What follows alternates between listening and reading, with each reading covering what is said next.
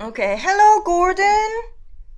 Hi, Gordon. You know Gordon Oh, too? He's hey, how's No. it going? I was won the Carl invited Boston. me to come, Congratulations, so Gordon. I'm here. Where's Carl? Carl is not coming yet. Oh, he's not coming yet. Okay, You maybe he's you playing played later. in So yeah. the Haydn 50. It was wonderful, Gordon, Oh, at the yes. Oh, Boston. oh yeah, yeah, yeah. Hold on. Let me turn on my camera. Sorry. It's really early here. I'm like really yeah. So Hi. yeah, I you don't want to look at me.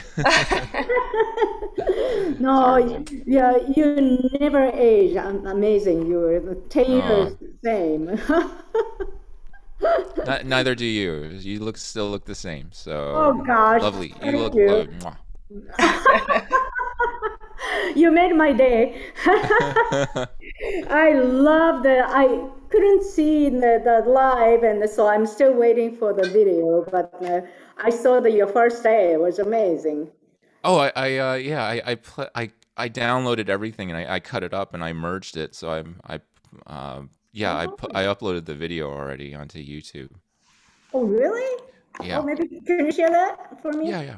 Oh, I'll share that'd be that. wonderful. That'd be wonderful. Hi, Gordon. Hello, This is the first time. My name is Q. hello, Could you Q. please introduce yourself? Seems like you Oh, are, very close friend with Utako. oh yeah, I know these guys. I've been doing like these amateur competitions for like over 10 years, so I sort of know a lot of these guys. We know I each know. other quite a bit. I've seen her at like from Warsaw, and I've seen Carl from Carl from I think the first time I went to Boston. So it's been a while. Yeah, Yeah, Gordon won the Chopin competition for mhm. amateur too. So Oh. yeah, I I see. love the etude number 10 too. Oh, Oh, amazing. Uh, thank you. Where do you live? You're in Europe? You said you're in all I'm no, Italy? I'm in San Diego. Oh, San Diego. I Yeah. see. It's no wonder why. Thanks for coming. Oh no, yeah. no problem. Yeah. Where did you get the information, Gordon? For Oh, I was talking to Carl. I was like, oh yeah, I really felt bad for him because like he got cut after the first round. I mean, you I know, get cut. I get cut after the first round too, so I understand what it's like. So I thought, yeah. The Carl, I was Hi, listening. Car. That Hi, was hello. wonderful. I don't know why I cut off I don't know what's the judge thing. You never yeah. know. Yeah. Hey, Carl, I'm here to support you. Good, yeah. You can play. Do a surprise. No, no, I am not playing. I haven't practiced all week, so Could be better, maybe. Maybe you don't hear the piano for a while. You hear yourself better. It's all about hearing yourself. yeah, That's what I noticed. If you hear yourself properly, you do better. If you don't, it's hard. It's hard to. That's just my observation. It's more about hearing what you're doing. mhm. Do you know who is this other person, P604132? I have no idea. Claire. Oh, hi, Claire. Hi, Hello. thanks for Hi, coming. you. I'm just observing. So, Are you, of course, you're a pianist, right? uh, Hello. no, I just play piano at my leisure time. I love to play, so I love to know more about anything about piano. So, thank you so much for this opportunity. This is so great for me. Sure. Wow. You have a bright future. I Oh, didn't play the piano for 45 years. So, I don't Yeah, know. I just great. started couple years ago. I learned Yeah. when I was a kid, but I stopped, and so I haven't played for maybe 30 something years. So I just resumed recently. So Yeah, it's the same too. When I started, I'm like a 55. Um, So you have a bright future. Oh, I was wondering, Seung-Yeop is at USF, right? You professor at Oh, USF, yeah, right? yes, yes. So do you know somebody named Svetosvar Ivanov? He's a professor in piano department, but I don't Yeah, because there was some competition I went to 4 weeks ago, and he was running it. Uh, yeah, he was like running it. He had all these students in it. You know what I'm saying? Okay. He was running the competition. He's organizing the competition. He was organizing it. Yeah, it was Osaka Regional. He was Oh, organizing it. yes. And you were Who is that, competition? Carl? Yeah, it's a guy who teaches at USF. He's the head of the piano department, Okay. Oh, and he was running it. Yeah. And I know you're at the I same thought school, that- so I figured maybe you knew Ah, who he was. Ah. Yeah. And it was in this Barnes Hall. It was like a small recital. They had a really good Right. Steinway. They had like this really good Steinway there, and I was surprised. They had all these Steinway pianos in the practice room. They put a lot of money into that. right. Piano department is the best building in the whole school. Yeah, I was surprised with all these Steinways in the rooms, and Right. I was like, man, I didn't know this school. And they put all these they put all this money into the music department. Or Right. So we have every year some camp organized by Rebecca Penny, and because there are Yes. lots of pianos, they hold a big summer festival. RPPF. PPF, yes. Yes. yeah, Hi, Yeah. Sonia. Hello. Um, so you're you're in Tampa? Yeah, I'm in Tampa. Oh, I didn't realize that. Rebecca was one of my teachers Oh, I see. a long time ago. I recently contacted her for to audit this festival, RPPF, and Uh-huh. maybe taking some lesson. I'm not sure about that, but I contacted her for that. Uh-huh. Are you going to go? Are you going to attend? Yeah, I'm going to attend because it's 10 minutes from my home. Yeah, great. Yeah. That is yeah. I was down there pardon me, in 2015. Is that the same building? Or is that a new one? Always the same building. Right. And that was a very good piano, as I remember. Yeah, good building.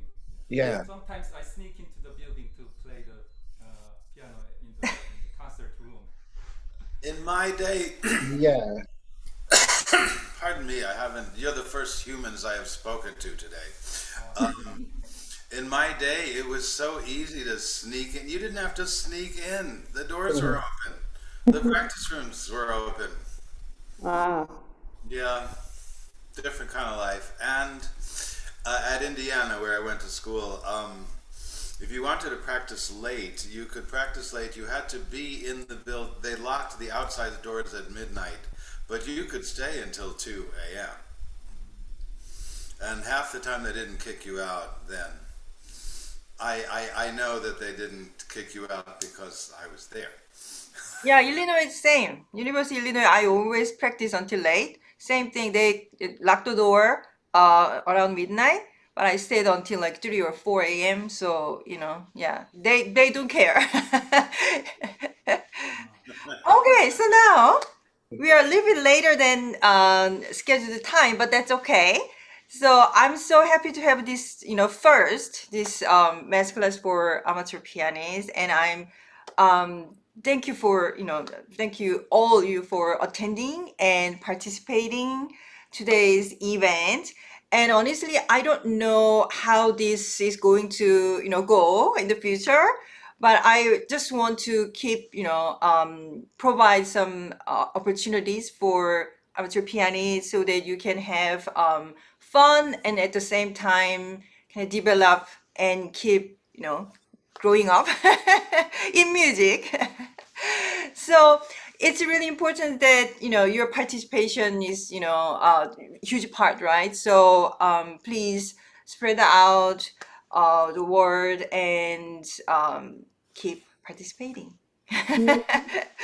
Okay, so today we have Professor Daniel Schene from Webster University. He's an emeritus professor in piano, and he is because during these 2 pandemic years, concerts going on, but he's one of very active pianist, and he has a very good reputation on performing, very serious, pianist. So I asked him to be part of this masterclass, and it was, as it was quite last minute, but he was willing to have time for us.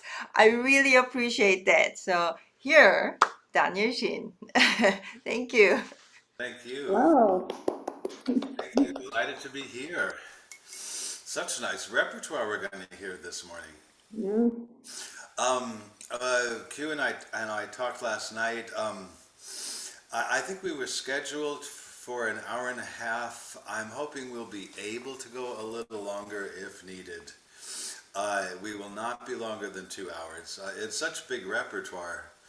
You know, I mean, you finish the Dante Sonata and then the professor has 13 minutes to deal with it. I don't think that's quite right. So I hope it's all right with you if we might extend it a little bit. Yes. Okay. Well, wonderful. So Seung-Yeop and Carl, Yes. you'll be playing, and Seung-Yeop and Carl will be playing live, and is it Utako? Utako. Utako has a video. Yes. And I just want to make sure I'm in the promising category, not outstanding category. So I'm a beginner compared with other two people. So please. Come on. Not really. Oh. Not really. Well, if you insist, why don't we call you Promising Plus? That's better than promising minus. It's good. I like it. Okay. It's everybody see the link in the chat box. Oh yes. Yeah. I have a new computer. I have this Mac Pro, and I used to have that desktop, and somehow I cannot really do the screen share in this computer. It keeps block, my Zoom application, so I cannot basically screen share. So what I'm going to do is, Utako, share the link on your chat box. So you can just click that chat box, and basically you have to watch your own video, but don't close out the Zoom. So after you all watch individually, then we can just keep going on in this, come back to Zoom room. Does it make sense to you? I'm very sorry for these technical issues. I can share if you want me to. I'm pretty good with computers. That's what I do for my job. Oh, yes, please. Yeah, I also build my own computer and stuff like that. But it says host disabled screen sharing. I have no idea. This is my school account. My Zoom is school account. Yeah, you have to give access rights. Then how can I do that? Yeah, I think it's maybe next time it might be better. Okay, all right. I can make him your host, then you can share, right? I think so. Yeah, Okay. and also screen share rights too. Okay, yeah, I think. So I okay, just- now I can. Yep. Okay, share sound. Optimize for video. Okay. Can you guys see this? Good. You can see it. Good. Okay. You can see the video. Would you like me to play? Yes. Yes. Everyone ready? Okay. I do want to say, I mean, we'll all mute ourselves while we listen. I may even turn off my video. Please don't take it personally. Better to turn off the video to optimize the bandwidth, maybe. Yeah, that's a good idea. Yeah, that's a good idea. I've turned mine off. All right, is everyone ready? Yes. All right, clap, clap, clap, clap. Let's...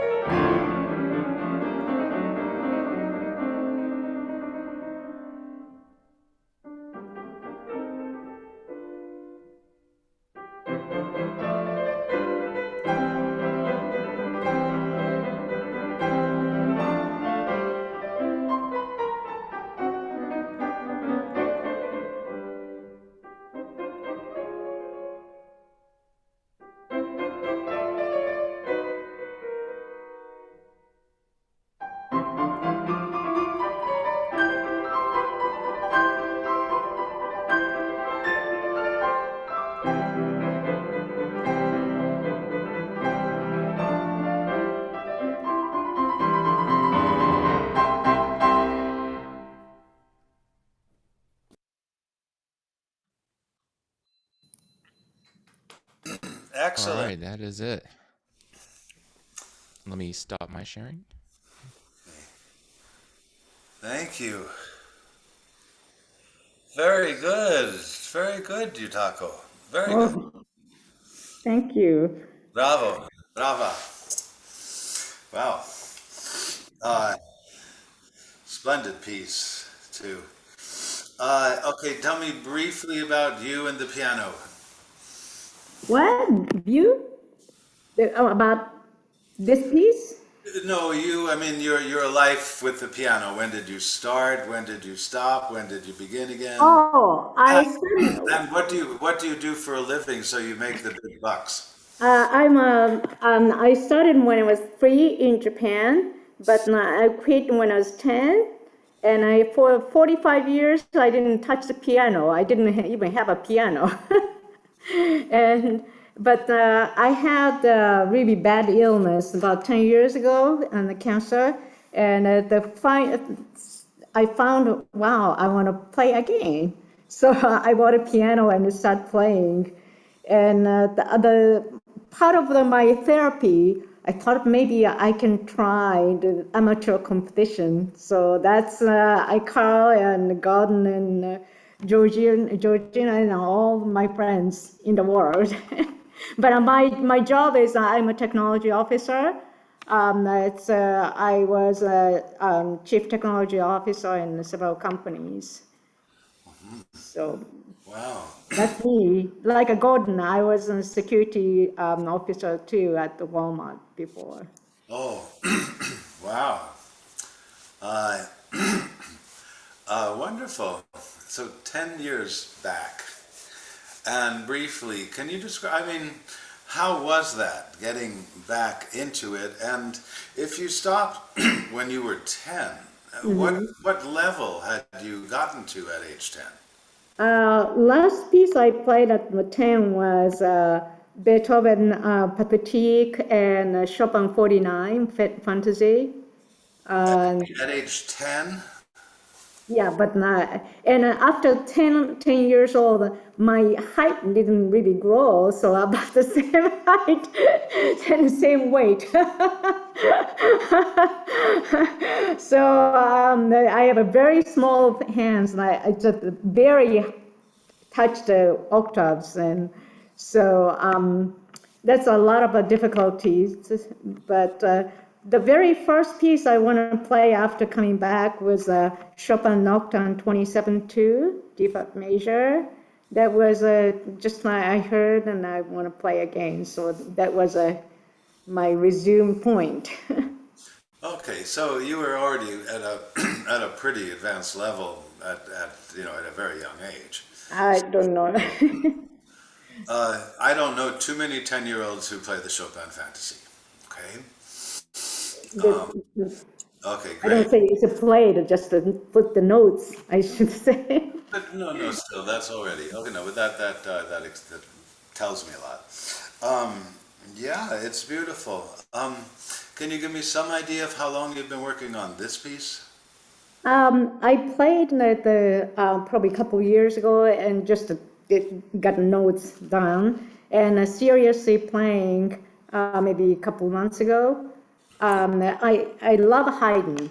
Haydn is my favorite composer, and I always want to have a more wit and a more the fun things, and he has a lot of novelty about theory-wise too, and I want to bring up, but my dynamic level is very small, and I just cannot have that kind of thing. So I want to have your advice.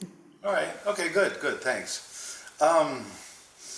I don't think your dynamic range is small. I do think you could spend more time with the lower end of the dynamics. Yes.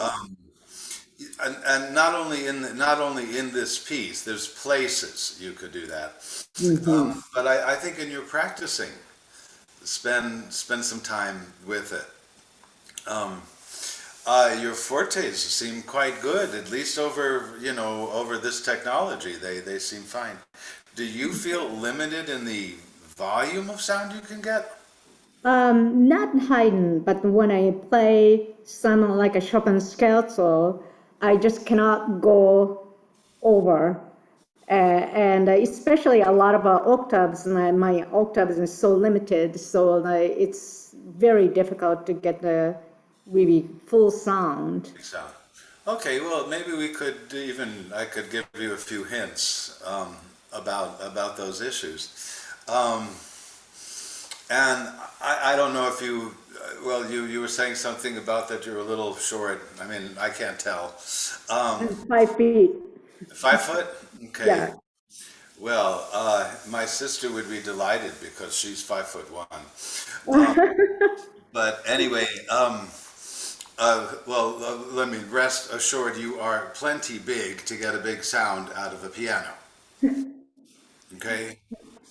I remember my nephew when he was 2 years old and was whacking on the keys and he got a big, big sound out of the piano. I mean, you know, that's all it was, but it was a nice full Rubinstein sound. So, never think that. I think getting more sound and actually getting softer sounds is largely a question of figuring out how to use your back when you play. Okay? Okay. All right. From a musical standpoint, I find this very good. Yeah, it sounds to me like you've not only have you practiced, but that you've given it a lot of thought. Oh, thank you. And well, actually, I think there's not very much in your ideas that I disagree with. I might have some other thoughts, but I mean, most of all, I'm glad you have ideas. That's what we got to do in this business. So you're doing great. Okay, can we get to our pianos? I'm at my piano. I just got to get a better visual. I have a pretty decent mic. I have a camcorder, thanks to Q Butler. But it doesn't zoom, the camera itself doesn't zoom in and out, so I'm at a little bit distance. Are you at your piano? Yes. Here. Okay, alrighty, so I'll have you play it. You got your score, right? Yes. Okay. Just a second. Sure. Yes. Okay. Have a seat at your piano. Okay. Can you hear me? Yes, just fine. Can you hear me?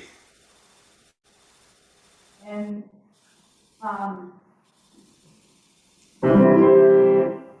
That's fine, yeah. Oh, how is, it's okay? Not, okay, good.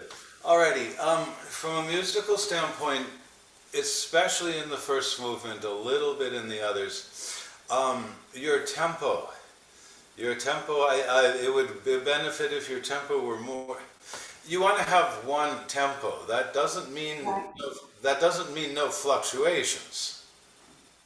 But no, you want a real tempo, and this is the hardest thing about really any classical sonata. Yeah, you go along pretty well, and then I don't know. I mean, I definitely noticed it there that you were playing in a clearly slower way. And I think it might have even started before that. I think we all know that feeling. You know, we start, and before we know where we're going,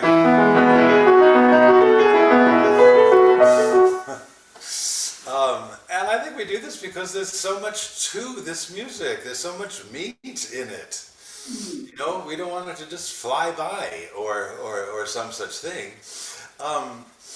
But, you know the piece well, and since you do know it well, a very good way to work at this, if you do it right, is to try it with the metronome a couple of times. yeah. Now, this is not school teacher, what we're talking about. No, we can use the metronome in an artistic way.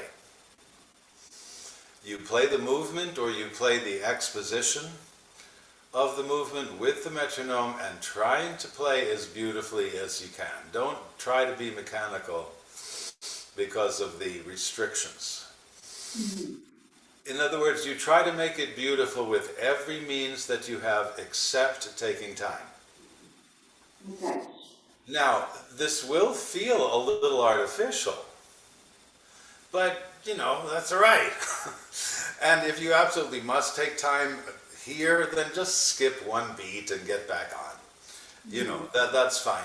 But by doing that, I think you'll see that almost instantly the music just starts to hang together. The structure of the music becomes crystal clear. And by using the metronome this way, look, it's not that the metronome has the truth. No, the metronome just tells you exactly what strict time is. So that means that you sometimes see that, oh, this really does need to be, this part really needs to be in the same tempo. Others, but it'll also tell you where you really do need time.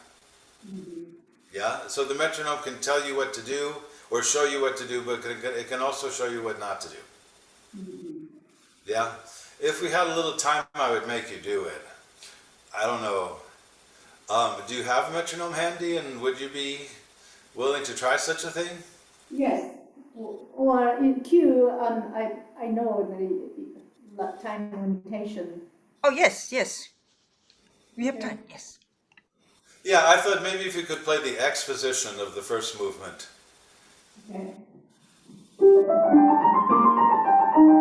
The exposition, so from the beginning until that point. Oh, to that point, okay. Right, I mean, now, do you have a metronome with you? Yes. Well, what tempo I should take? Well, let's hear it.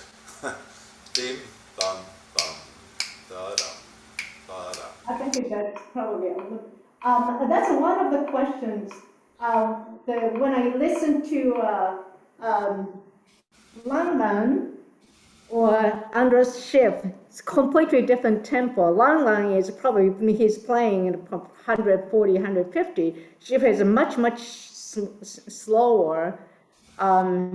It's all allegro and just feeling, but what's your advice? Well, actually, that's a particular question for this piece. It seems like, you know, that would be one of the versions. So that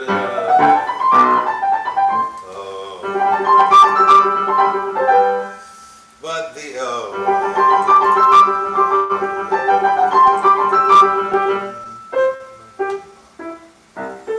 is also valid.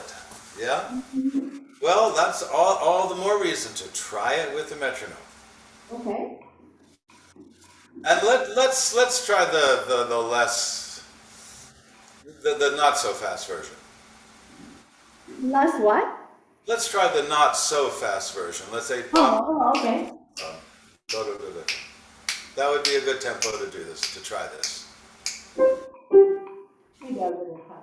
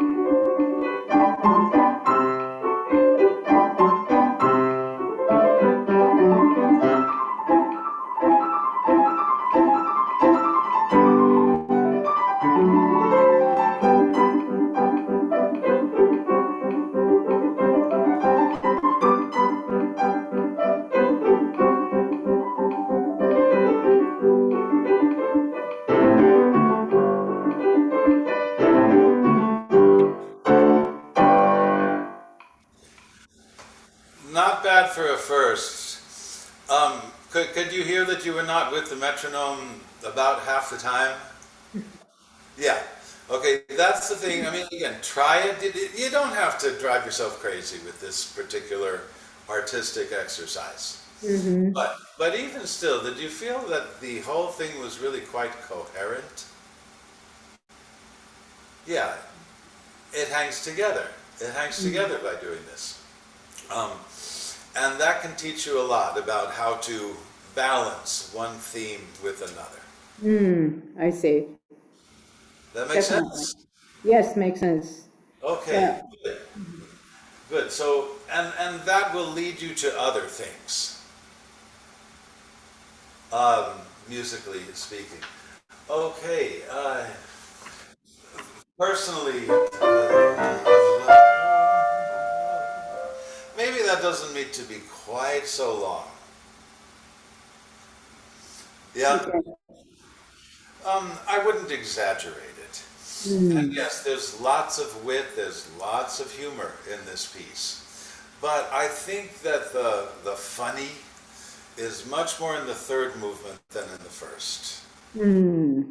Yeah. I hate when people try to turn this into ha-ha.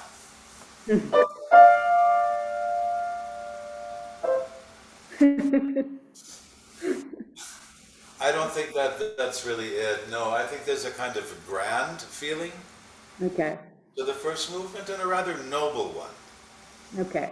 in a lot of ways. Okay, a couple of details. Right here. Those are 16ths, not 30 seconds. And not. I see. Yes.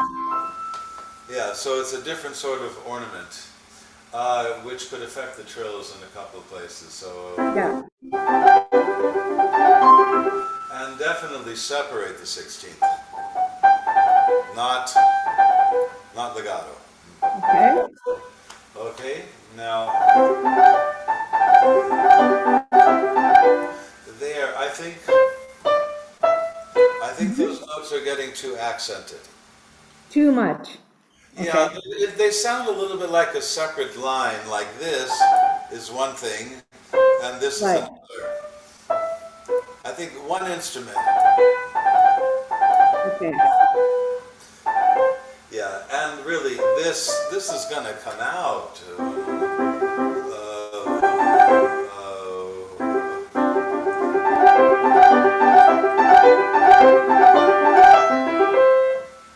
Okay.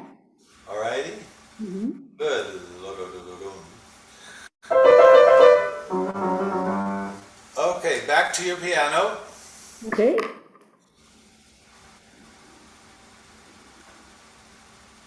Where? Forte.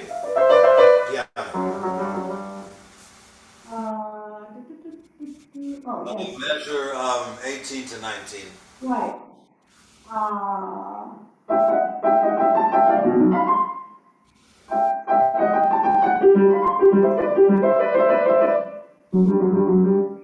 Good.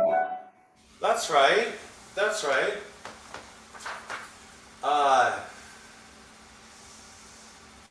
That was fine. Yeah. My time goes by so quickly.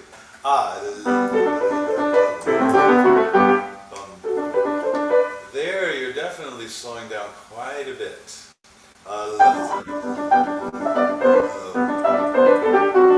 And then staccato. And then make this more legato. So we have the contrast of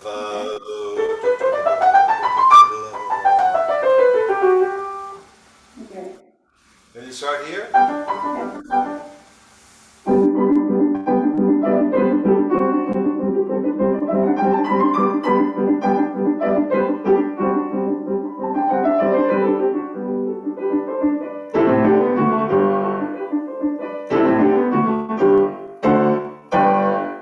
That's right. That's right. The next was very well played, and you played the polyphonic things very nicely. in here.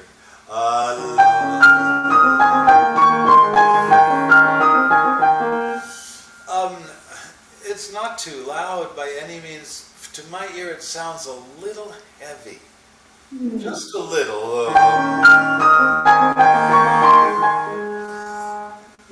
That's all. The only few places fortissimo. So Yeah. Okay, well, for one thing, you know, the pianos of the day, you had to kind of whack them to get anything like a true fortissimo. You know, they were so transparent, especially up here. okay. And you see that sometimes in Haydn. You see it a lot in Clementi. Things that are not that loud, but the instrument was asking for it. But I think this should sing very openly.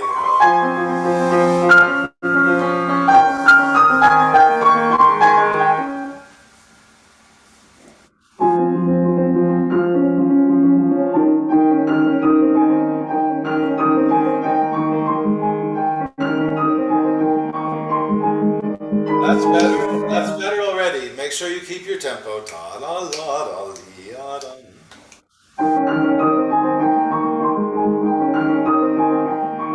That's right. That's right.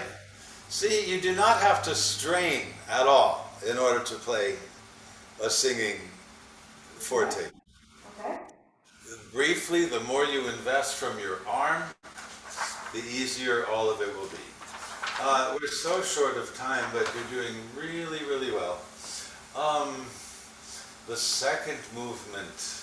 There's places where I do think the expression is a little bit more delicate than what you're doing. At least I don't say I don't say imho, in my humble opinion. I say imoho, in my opinion, humble or otherwise. I really don't care. Anyway, this is good.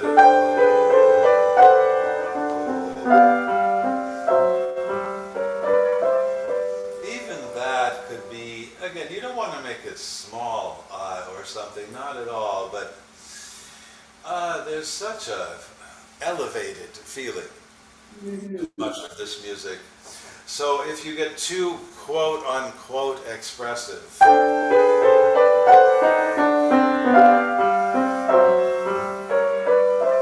I think that misses some of the poetry.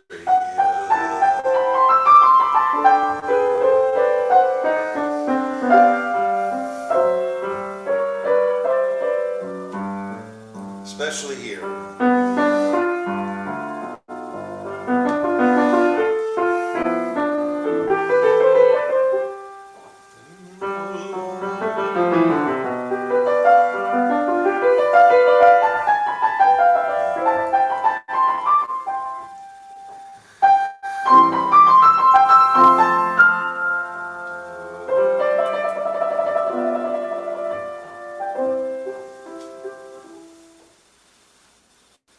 Could you play a little bit from here?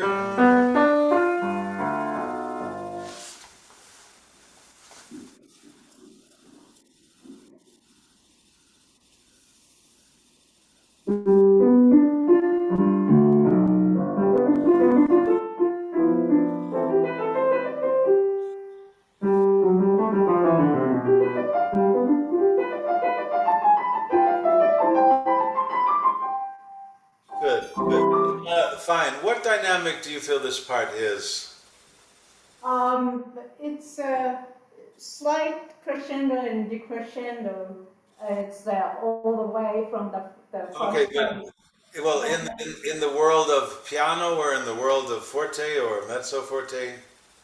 I will go from the piano to the end is mezzo forte. Okay, well, look, for the record, the last dynamic was piano. Back here. And then there's some accents and the like. Mm-hmm. So Okay.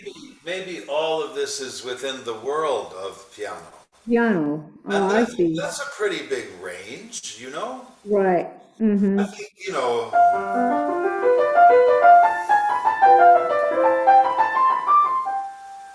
Well, that's not particularly soft, but that's within the world of piano. Okay. Make sense? Yes, yes. Okay. And if you wish, you stop a little and then, I think that's nice, but perhaps you can stop a little and then link the grace note into the Oh, I next. see. Okay. Okay. Here too.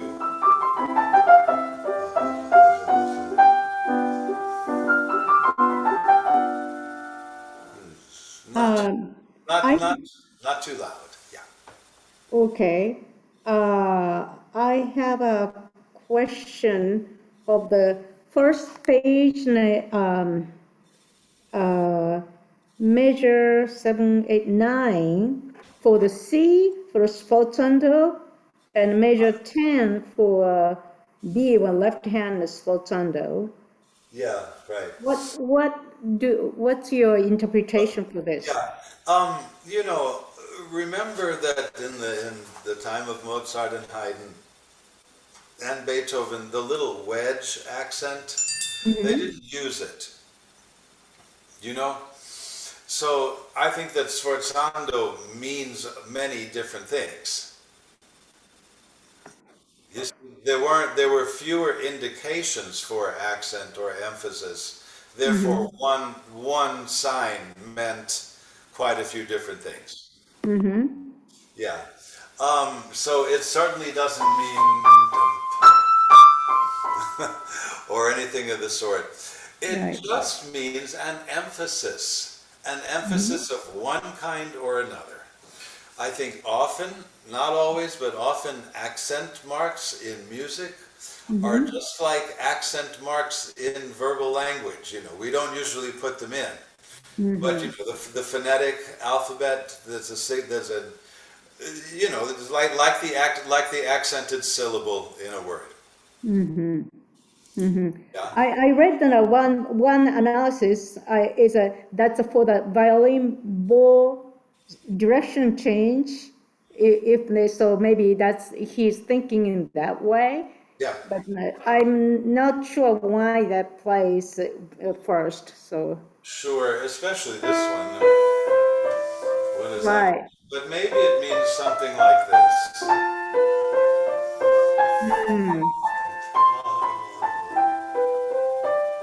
You know, that you take time for it. That's an emphasis. I see. Okay. Yes. Well, we're pretty much out of time. Yes. The ending, more delicate also. Okay. You know. All right. Oops. Nothing, if you can. Yes. Okay, one little detail in the last movement. You could help yourself by putting those arpeggiations on the beat. Oh, starting from a beat. Okay. So the thumb is with the left hand.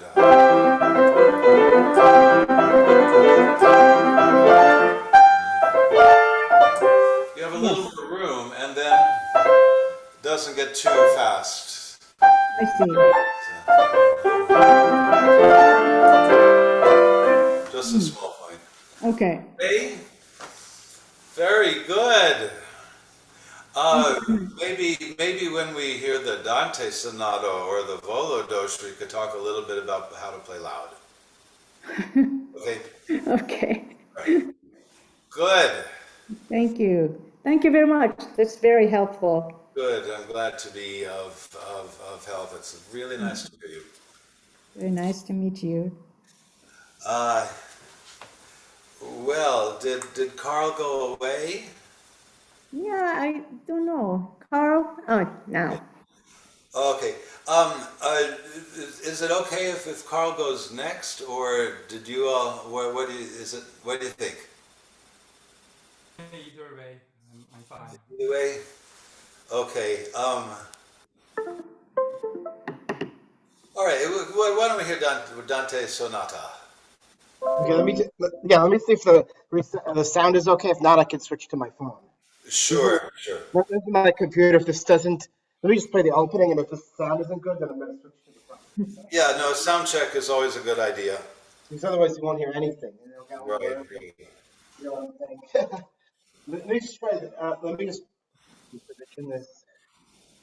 Let me just try the opening, and if it's and then I'll start over. If it's too blurry or what, I put it up to volume 100. I don't know how loud I should put it. Well, play a little, probably to turn it down some, but go ahead. Let's try it.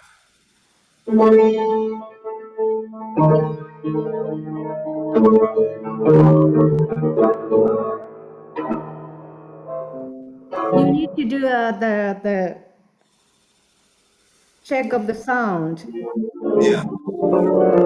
No, Ooh. original Yeah. sound.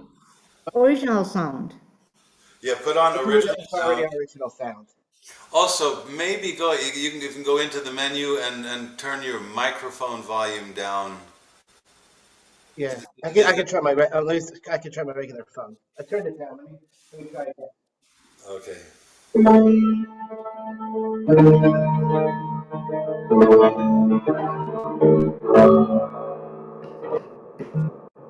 About the same. Do you have original sound on? My phone.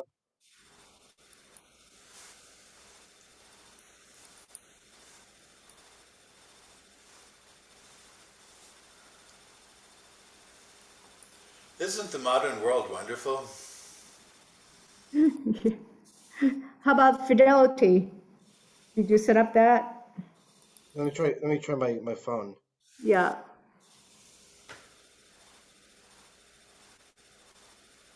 This host will let you in soon. So Yeah, and a high fidelity music mode. let me try connecting. Got it. Now I have to go to original sound on the phone part. Yeah. Recording in progress. Let me put the mute here. Leave on this one. And the echoing. We're getting Echo, echo cancellation. Sound. Did I hit? Might be better. That's your Yeah. the voice is better already. Yeah. Okay, let me try to now put this with books so it doesn't my phone doesn't collapse while I'm playing, which has happened before we've had the virtual piano meetups. My phone hasn't stayed upright. By the way, what is fidelity? That's a fidelity music mode. It's an audio setting Oh, that will help the sound too. is it in It's Zoom? what? Is it in Zoom? Yeah. In the audio setting inside. It's on a few section. Yeah, audio section.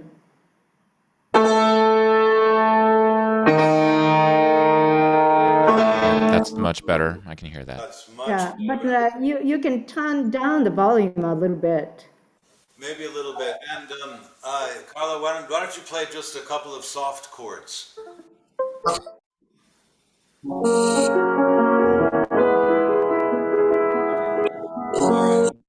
That's not too bad. Yeah, but can you turn down the microphone volume? Microphone volume. Okay. Play that again.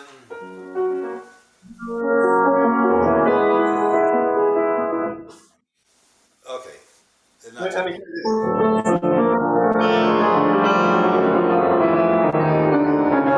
I think okay, we can work with it. Alrighty. Après on action détente. Yes. Arénage, Italie, Italia. Yeah. Okay. Ready? Yes.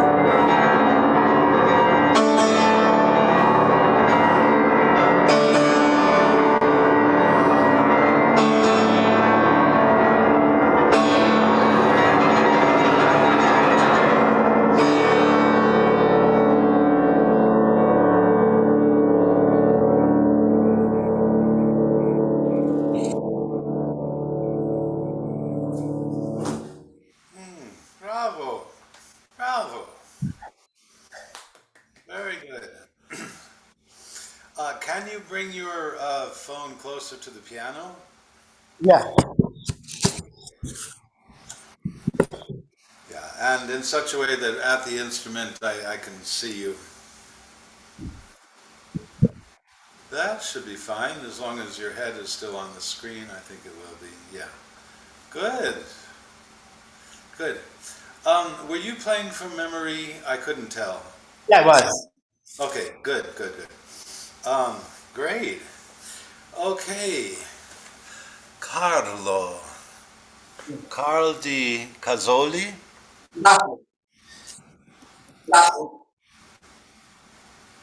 Sorry? DiCasoli is my name, yeah. Casoli. Yeah, Are you Italian? yeah, I am. You lucky thing. I always wanted to be Italian. The closest I got was having an Italian piano teacher and an Italian-American brother-in-law, and several trips to Italy. Okay, well, plenty to do. If I don't know, I don't want to take up people's time. I could go a little longer than 10 o'clock. And Seung-Yeop, you'll definitely play today. If we don't have much time to work, I can make a separate time for you. Is that acceptable? Sure, thank you. Okay, all right. Just one little detail at the very end. Hold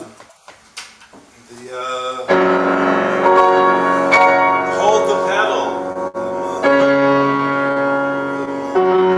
And then change the pedal. Yeah. Don't change the pedal here. Okay. It takes too much sound away from it. Right. Yeah. Okay.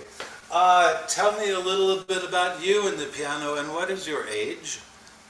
I'm 40. I went to, well, here's the thing. I was in music school at NEC for 2 years between 1999 and 2001, but then I left and went to regular university. So then I was under Sherman and Beyond at that time, and then I left, and then I did academic studies. I got a PhD in statistics from NC State.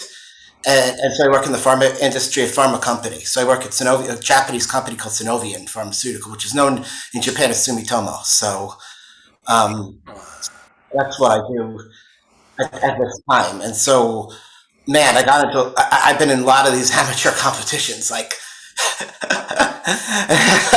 along with Gordon and some of these other people. Yep. I think Utako been too. And, I think Seung-Yeop is starting, you know? Yeah, fantastic. I mean, they keep you going. They keep you Yeah. practicing. They keep you playing. Yeah, they do. Yeah, because we have a whole group of people. You know what I'm saying? And it's like, maybe I don't know, just as hard playing for the peer group than the actual judges. At least that's the way I feel. Most of us are nice, Carl. Yeah, but it still feels like, yeah, you all guys know just as well as the judges do. So it's like, Sure. Have these all been online events, or have you been able to go places and do this together? since September 2021, they've been able to go places. It was online in 2020 and then 2021, and now they're starting to pick up again. Let me put it this way. Yeah, great. So, yeah. I mean, I love these online possibilities. It's really opened things up, but it's great when you can get together. Right. I agree. Yeah, good. Okay. I guess I'll switch my screen for a minute here. And so you were at a pretty advanced level in high school as well, I take it? Yeah, because I finished high school and I went to NEC for 2 years between 99 and 2001, Right. and then I left because I just figured, yeah, I don't know, I just wanted to. Actually, my goal first was to become a college music professor, and then I decided, oh man, I don't want to wait for these other people waiting around forever, so I can do something else or whatever. So that was kind of my Right. my change to 2 years, you know. But Well, you know, from so many standpoints, I think this is just such a wonderful thing. you know, back in the day, there were army officers who were good pianists or good violinists or what have you. You know, I mean, they were often very cultivated people. And, you know, we've got to keep these things alive. You know? I mean, the professional is not the only place where the musician belongs. You know? And I'm glad, I mean, all of you that you're taking it so, that you genuinely take it seriously and play and work from your hearts and souls. It's not only wonderful, I think it's important. I truly do. Um, so this one, you're going to play this in competition soon? Well, that's 4 months from now, yeah, in Japan. When? October 3rd. October 6th. So you got time. Oh, good. So I can torture you to good effect this morning? Yeah, that's why I'm here, actually. Okay. Hey, you're doing a nice job in many, many ways.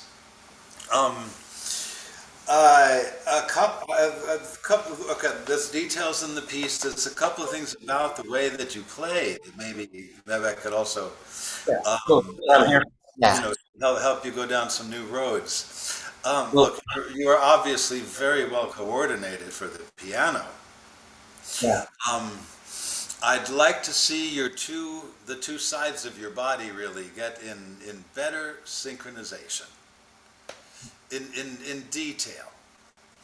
You know, again, it's not that there's something wrong with your coordination, far from it. But Yeah.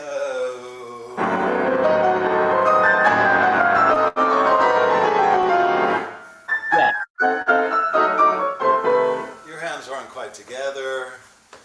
Yeah. It's those sorts of things, and I don't think, I mean, it'll take work to get them precise, but I don't think it will exactly be difficult. Yeah. Okay? The short answer for that is mirror motions. Yeah. I think keyboard playing becomes easier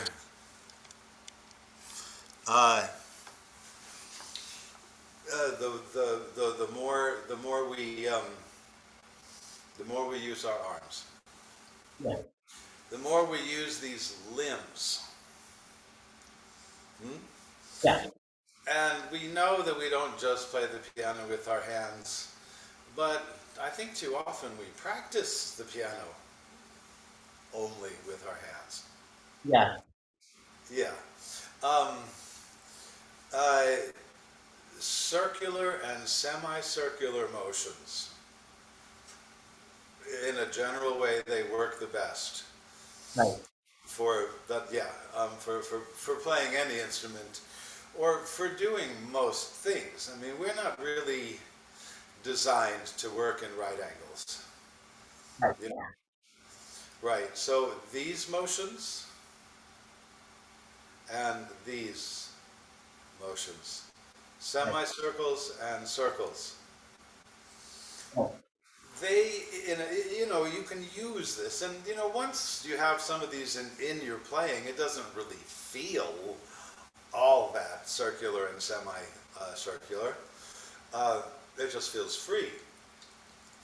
And as needed, with mirror motions, you just do the same motions on both sides, and you can do it under tempo. I'm fundamentally very comfortable teaching online, but I don't have cameras at all angles, and you know, I really feel like saying half the time that one move of the arm is worth 1,000 words. So doing what we can here.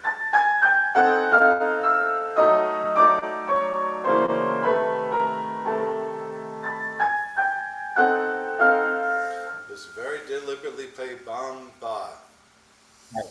With both arms, so that you're going down on the piano. Yeah, try it.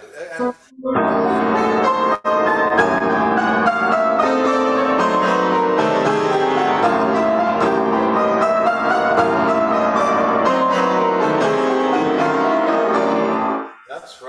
that's right.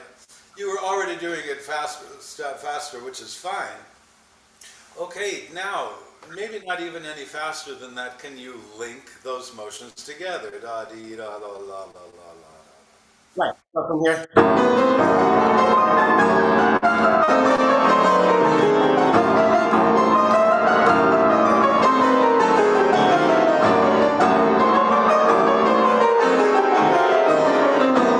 That's right, that's right. One thing I see now is that you have a kind of continuous motion in those left-hand gestures. They're not, and then finding this and then finding that. Yeah, you'll never make it. Yeah. That's right. Okay, now do what you just did. Let's say 17.6% faster. Okay. A little bit before.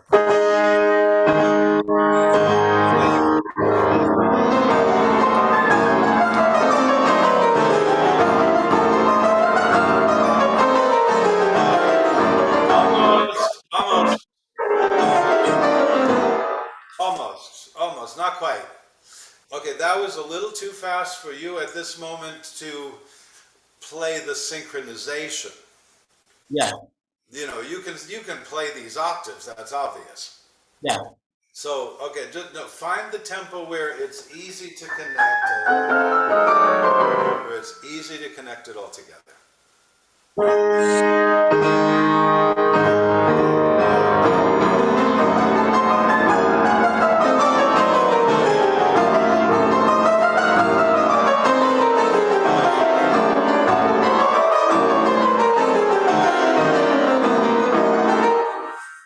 Pretty good. Okay, I'd like you to do that again at that tempo. And again, maybe most of all now, what we're actually talking about, well, synchronizing, connecting, is kind of make that one gesture. So that, okay, I'd like to try it at this tempo and then try it fast, even if it's a little too soon. But so that becomes. My piece of paper because the Danta Sonata, the Volodos. Oh, yeah. So Kartik. Hello? Oh, whoops, somebody else. Okay, I understand what you're saying. Yeah. There is that's called. Okay, can oh, Let me- right. Good. Try it. Okay, just from the beginning.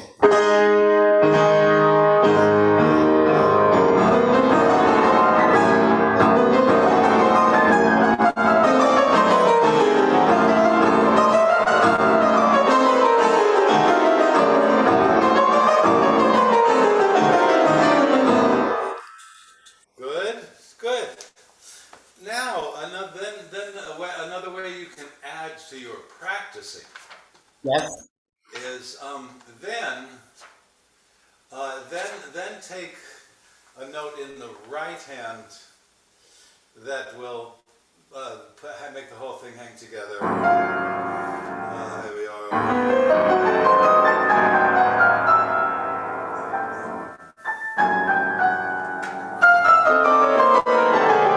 You could take the first note, which puts the whole thing on the rails. Right. Yeah. I see. You could also choose the top note, whichever one feels right. Maybe the top, because phrasing-wise, it's more. Okay, yeah. Which means that when you play that top note, something on your left side should move with it. Yes. Right.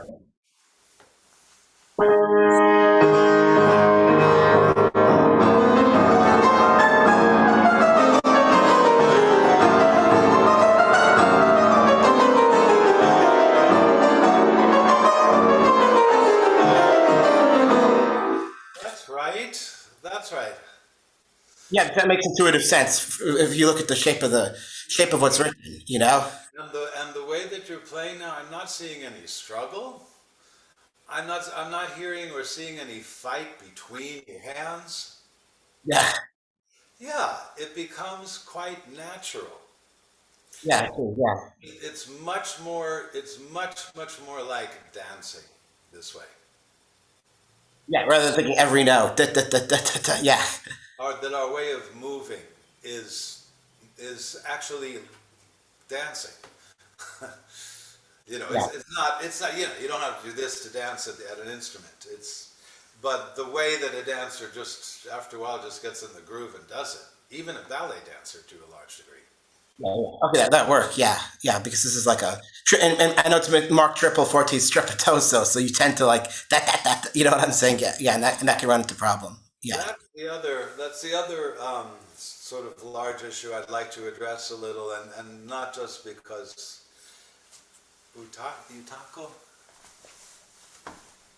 Utako and I were discussing it about playing loud. Okay, you can obviously play plenty loud, um, and that's all good. You're a big, strong guy, which doesn't hurt, but like I said, the 2-year-old can get a lot of sound out of a piano. All right, what I think it would be a helpful thing for you to explore is, okay, you definitely play with your whole body, and you know, your fortes, you got those things going on. Yeah. There's times where you almost stand up, which is valid. Those are valid things in piano playing, Right. Yeah. when playing any instrument. But I'd like to see you learn how to use your whole body without having to move like that. Okay. I see. Yeah. Yeah, you can use your whole body. You can get the energy all the way from your feet and still just sit down. Right. Yeah. Okay, and again, I'm not trying to cancel what you do. I'm trying to open Yeah. up Sure. Absolutely. Yeah. what you do. Yeah. Well, maybe we'll get to the funny stuff in a moment. Let's see. Is that a good spot to do it? Or maybe just the last chords even. All right, well, let's do something musically uncomplicated. Can we just do the at the end? Oh, at the end. Okay. Let me go from the pedal part since you talked about it. Go ahead. Just take 4 measures before that. Okay. Fine. Okay. So.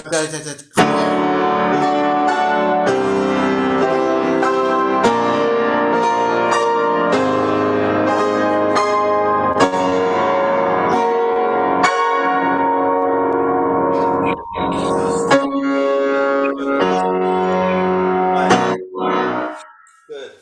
Alrighty, now, again, not that this is bad, but can you play all those loud chords without going? Okay.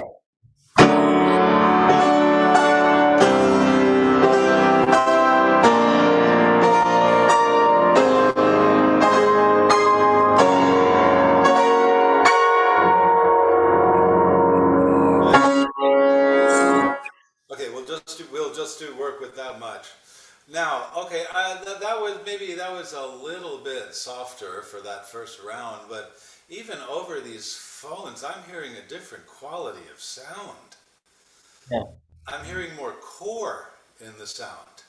Right. Yeah. Yeah. Okay, now that probably felt easy, didn't it? Yeah. That's the main thing we have to learn when we play the piano. Sure, we put in all the juice and all the muscles, but we don't need to keep pushing on the bottom of the key. Right. Yeah. So we let it go, not even, well, we can after we play, but the whole idea is to release it when we play. Yeah. Okay, do that again. Play easily. Most of all, with your imagination directing it. Imagine a big, grand sound that fills your whole building.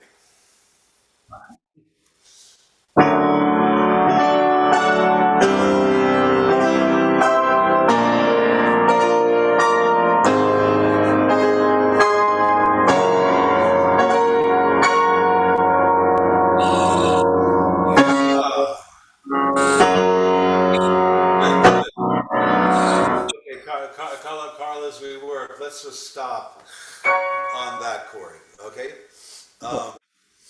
Hey, that was good. All right, now with your arms, can you also engage and sort of pick up your back muscles so that they go into the piano?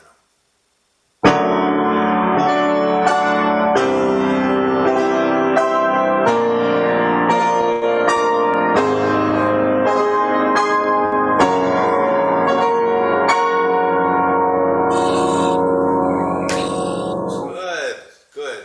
Okay, you're doing great. But for the moment, I'd like you to get rid of any of that gesture.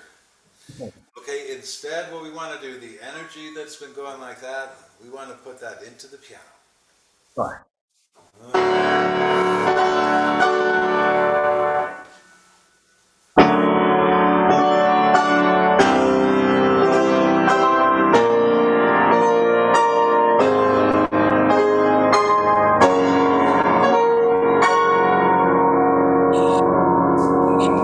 Yup. That's pretty much effortless, isn't it? Yeah. Yeah. See, tremendously energetic, but in that other sense, effortless. That's a lot of what we're looking for. Liszt himself said that most piano playing is leggero playing. Yeah. How many of us think of that? Now, I Not don't think. sort of in the middle section. No, I'm suggesting that this is, in a physical way, leggero playing. Yeah, maybe, yeah. Mezzo forte. Even as it gets loud, that it remains leggero playing, that we can So you move mean the quality of yeah. that we can move around the keyboard with that kind of limberness and, in such a way that it feels light to us. You can make your arm feel light, right? Yeah, yes. The piano doesn't know that. Yes, yeah. I see, yeah. Yeah. And our arm can feel light because, anybody? How can our arm feel light, this 20-pound thing? Because we're supporting it. Right. Yeah. All of that is taken from the back, the core, the legs. Right, yeah.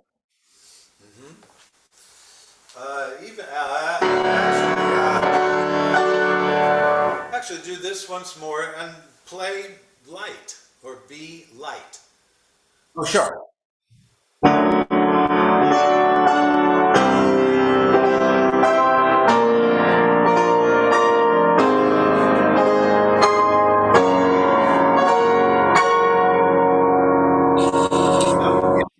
Yeah, yeah. Now play this. Sure.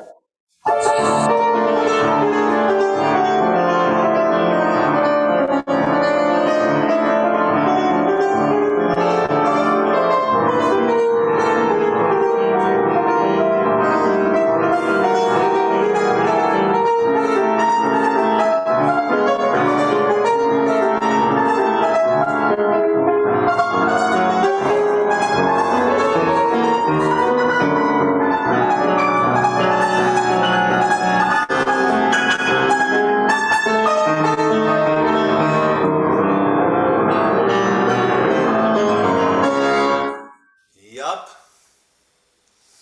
Now, it seems to me that if you play like that, you could do this all day. Yeah, I see what you're saying, yeah. Yeah, and you did great when you get here. Just open up your back muscles.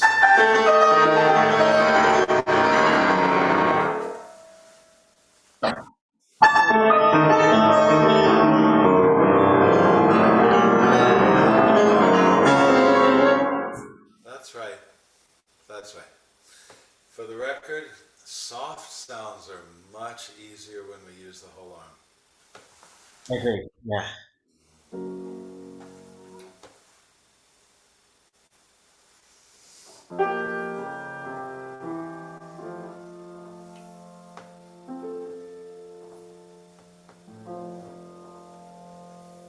Right.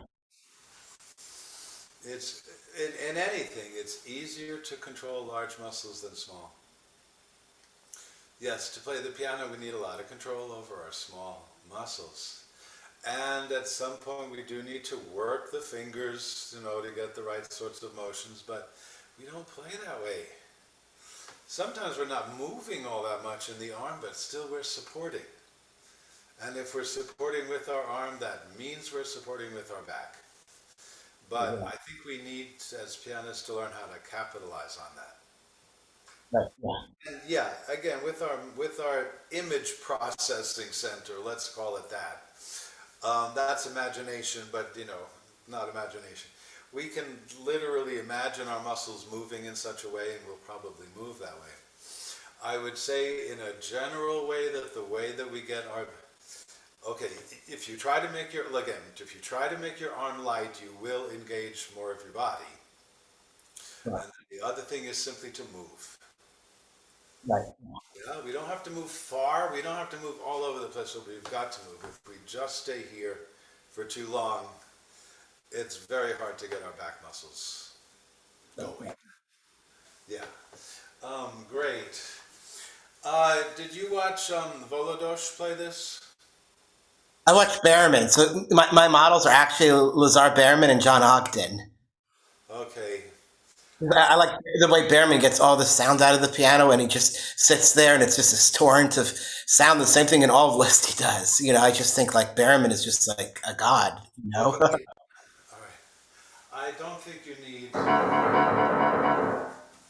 on the last. Oh yeah. Especially that low in the piano. Keep your arm light, but keep the whole arm moving. And without effort, you're going to make a great deal of sound.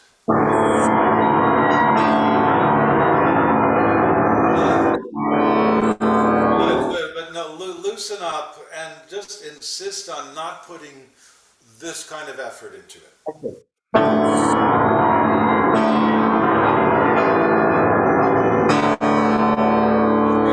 Getting more sound. Another trick is simply to take a deep, deep breath. Yeah.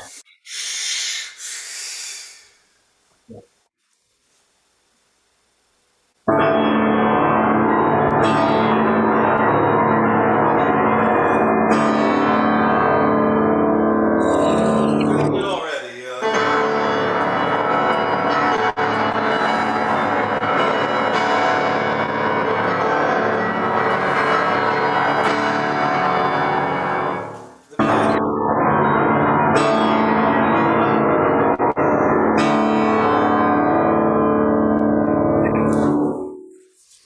If you'll forgive me, I think that's bullshit. Okay. Okay. Good. Oh, time. Alrighty. Yeah. Personally, I would not be afraid of those pedal marks.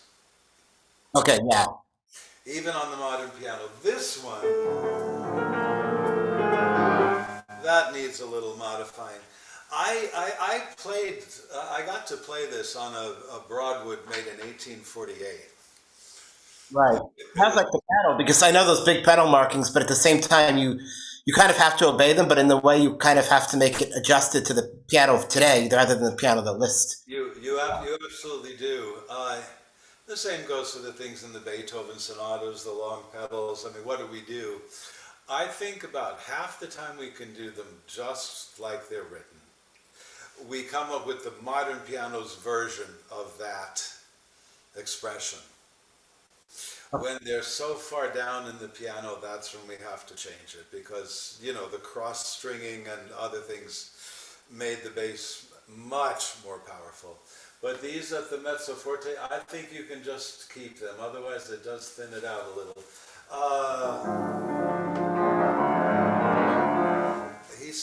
He puts long pedals there. Again, we can adjust, but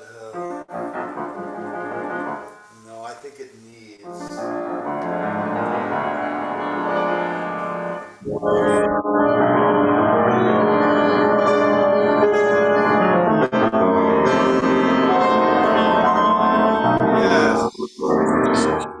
that's right.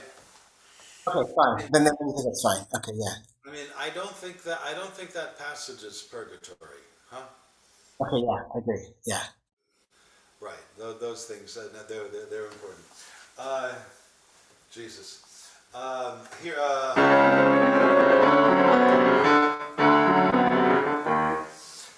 pedal. I would strongly recommend. It sounds like you know, I mean, that you do have time to practice. Is that right? Yeah. Okay. I mean, boy, I mean, as a professional over the years, I found it hard to find practice time. But anyway, since you do, you know, you're a fine player and a fine mind. I think you could spend some of your practicing away from the piano, Yes. and you know, you get in your favorite chair and you read the score. That's pretty much what it is. You don't have to become studious necessarily, unless you have a particular thing you want to do. A lot of it is just simply reading it and hearing it. Right. You know, you get it up here, and you have the freedom to envision it. There's no hampering of, you know, the spirit is willing but the flesh is weak. Yeah. I've had that before. Yeah. Yeah. Okay, Carl, I think you need to look at the score in greater detail. And I would say greater depth. And score study, again, it's not about being pedantic. On the one hand, we must know everything that's on there. But much more than that, I think we have to feel everything that's on the page. And read the music in an expressive, emotional, imaginative way. Not like a tired doctoral student. Yeah. Yeah? Okay, looking at the pedals more observantly, and over Zoom today, I mean, we just cannot hear exactly what your dynamics are. I think there's parts that you probably are playing louder than should be. This was one of them. You Right. know, there's quite a bit of that which could probably be the case. And by the way, for that thing about more, it's easier to play soft with the whole arm and with the back. You just practice it slowly.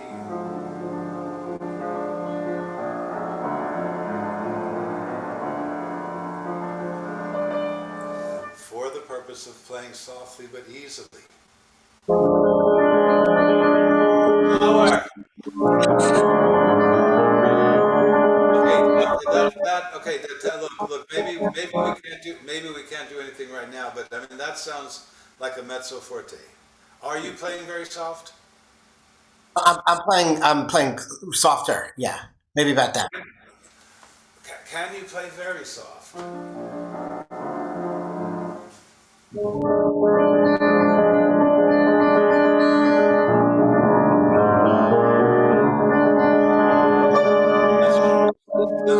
That's right.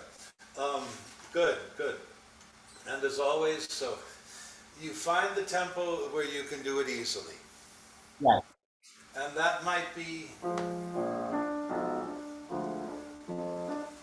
to get exactly the volume you want. You just find out what it is.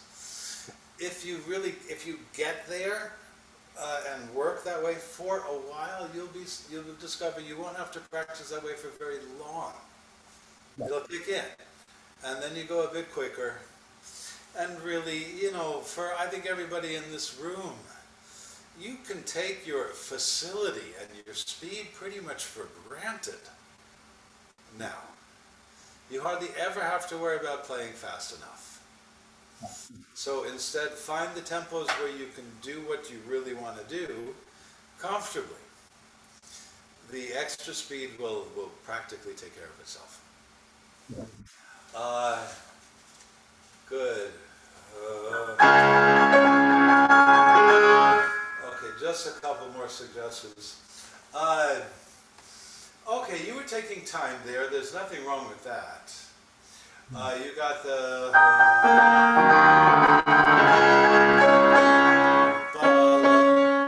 and that's valid, but I think you could take time in a different way, namely to stretch this, give this a little space, but then play the pickup quickly.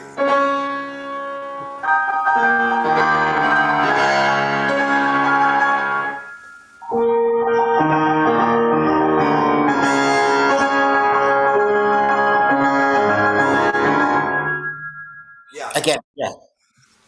That's part of music, but it's a big part of 19th century music, where they take time at the penultimate moment, not the ultimate moment. On the fourth beat, and then the pickup is in tempo already. Right, I see, yeah. Yeah, that happens a lot in the style there. Good.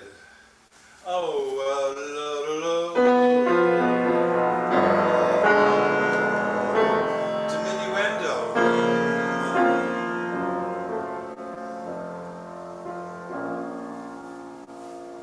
How far you diminish, he doesn't specify, but that should not end with the same kind of strong forte.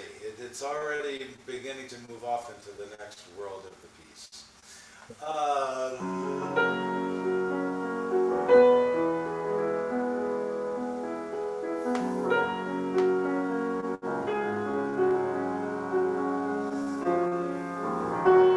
A little slower, a little.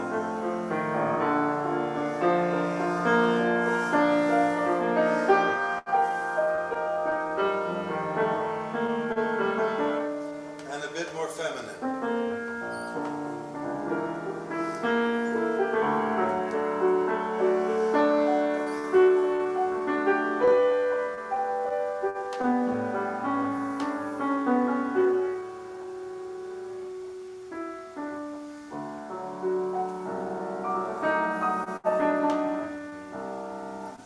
Okay. The piece, yeah, okay, play a little, yeah.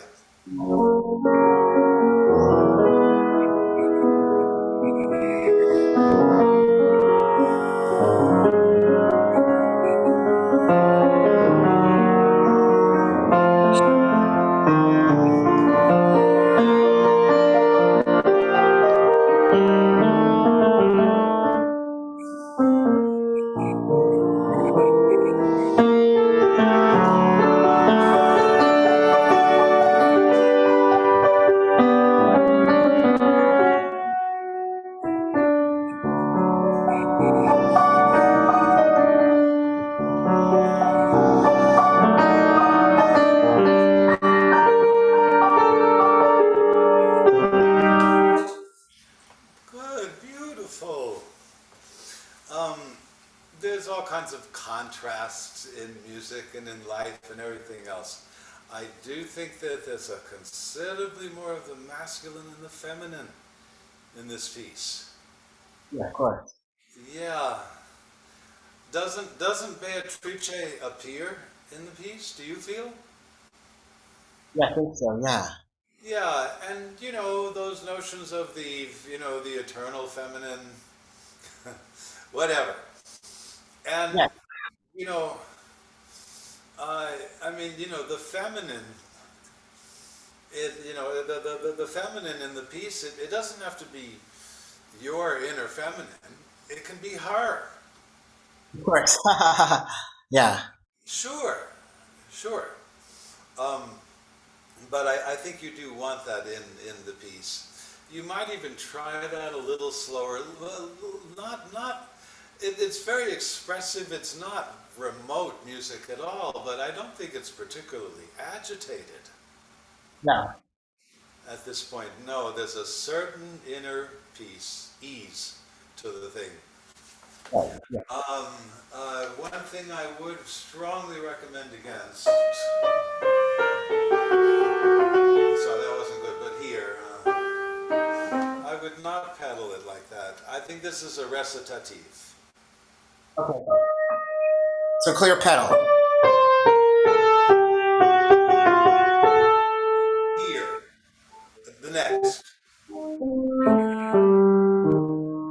They don't hold the pedal. Sure. Okay. No pedal on this, or no overlapping pedal. And also take note that the first fermata is a half note, the second fermata is a quarter note.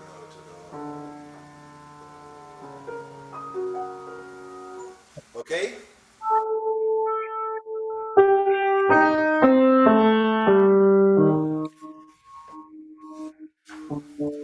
Good, good.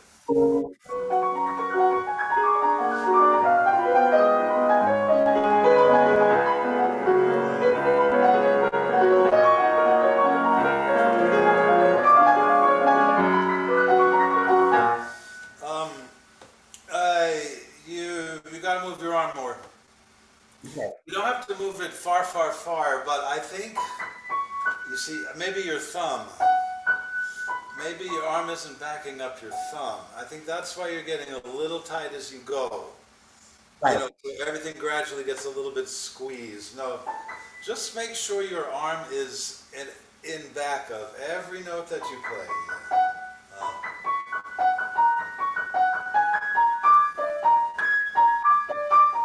Even for that tricky stuff.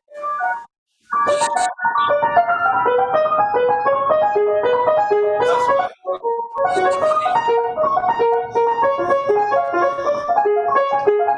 Right.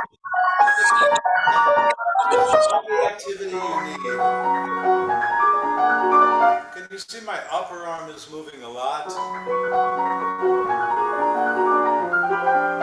forgot it already. Shit.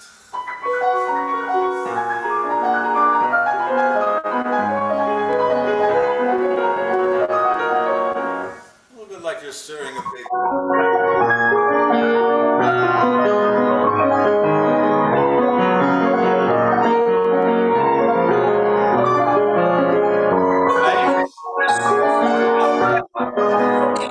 That's beautiful. Yeah, but you need your upper arm, otherwise you'll never make it in that passage. Exactly, and you just keep it going. And again, if you get it synchronized in the right ways, you could do it all day. Yeah. Well, speaking of all day, I've taken all day. Very nice working with you, Carl. And we've got to hear Seung-Yeop. I will make time for him. You know, if we don't have enough now. But anyway, nice job. Thanks. I'll go back to the computer. Okay. Good. Well, Okay, this let me piece first, is hilarious. yeah. Let me test the microphone whether it's working fine. Oh, let's do it. That's fine. That's fine. Working good? Okay. Yeah.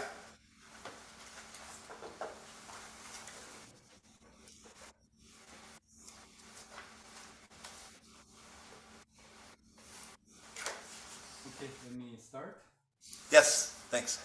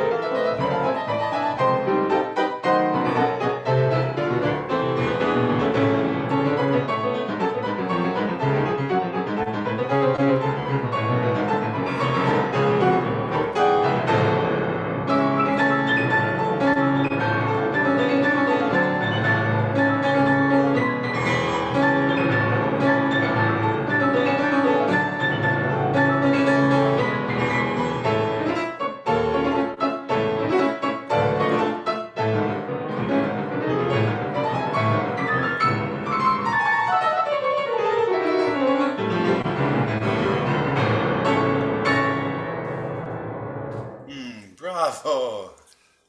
Bravo. Very good. Wow. Uh, what a piece. Are you hurting? No, no, I'm not hurting, but I always mess up. Well, okay. You know, as far as the interpretation, this piece is not complicated. Hmm? I don't think we're trying to go into the depths of our souls and see God. No, but it's a fabulous piano piece, and I really like how you play it. I listened to a couple of versions before yesterday, and I really like yours. Thank you. Well, you play it with a little more elegance than some of the versions that we heard. Because I cannot make come up. I mean, because of the technique, I have to make it more elegant to make it easier. Oh, I'm sure it has nothing to do with you. I'm sure it has nothing to do with your own musical personality. Give me a break. No. By the way, it seems to me that your playing is growing. Oh, thank you. Yeah. I mean, when I first heard you were already a very good pianist, but I think it seems to me you're becoming a better and better one. So congratulations. Thank you so much. Good news. Good. Well, how can I help you? I'm not sure. I just want to have first. I want to have the opportunity to perform because this piece I actually never succeeded without messing up the last part after the octave part. The left hand octave. I almost always mess up in some new ways. Today also new ways to Something. mess up. Is it harder? Is the octaves harder once when you have in the right hand? Is that more The difficult? right hand is this part is fine. Is the left hand more difficult when you play that part? Yeah. No. That Okay. part. So I mean, it's because the octaves continue. So this is the only real problem. You find? Okay. How have you been practicing it, trying to conquer this? Changing rhythm, changing postures in many different ways, changing rhythm, like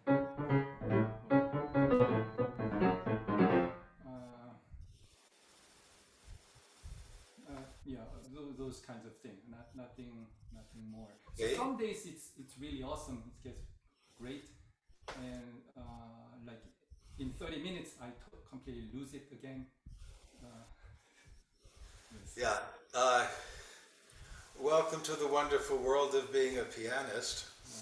But really, if you think about it, most learning is like that. Yes. I'm sure you did arithmetic in grade school like the rest of us. And, if I remember, we were tested regularly, maybe twice a week. And we just had to do a lot of them, a lot of addition, a lot of multiplication. And then again, we had to do it 4 days later. Right. Because this is how you get it in. Okay. Yeah. Okay. All right. So maybe we could add to your arsenal of ways of practicing. Yes. Yeah. First of all, I mean, can you play it under tempo, clean as a whistle? No. I mean, can you do that? Under tempo with the clean. Yes.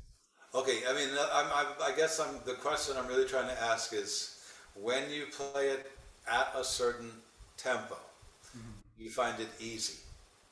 Yes, yes. Okay, show me approximately what tempo is that? Okay.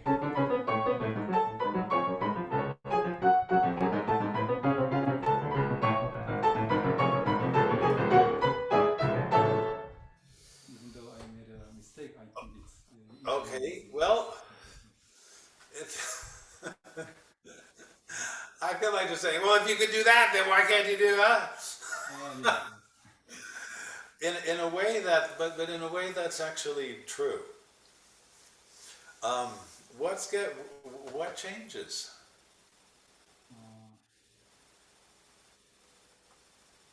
I don't know, speed. When you play faster, what else changes? In other words, why? Why? I mean, this might on the surface sound stupid, but it's worth asking. Why is it more difficult? If you can do it that easily at this tempo, what changes when you do it faster?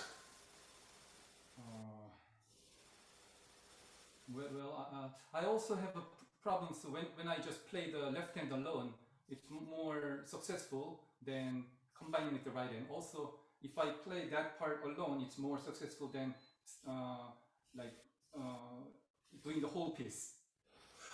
Yes, there's especially that one.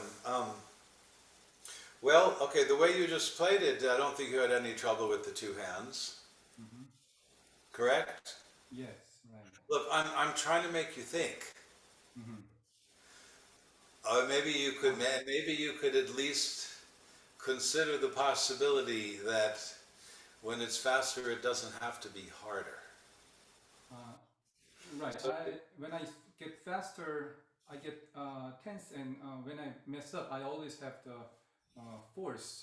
unnecessary force, and I cannot really. Okay, but the tempo you just played, you were not tense, correct? Right. Okay, so can you envision that you could play it faster with the same amount of ease? Yeah, I can imagine. That's so amazing. All right. Play it the tempo that you just did, and then play it again, not all the way in tempo, but faster. And the goal is to make it is to make the faster one just as easy, not different.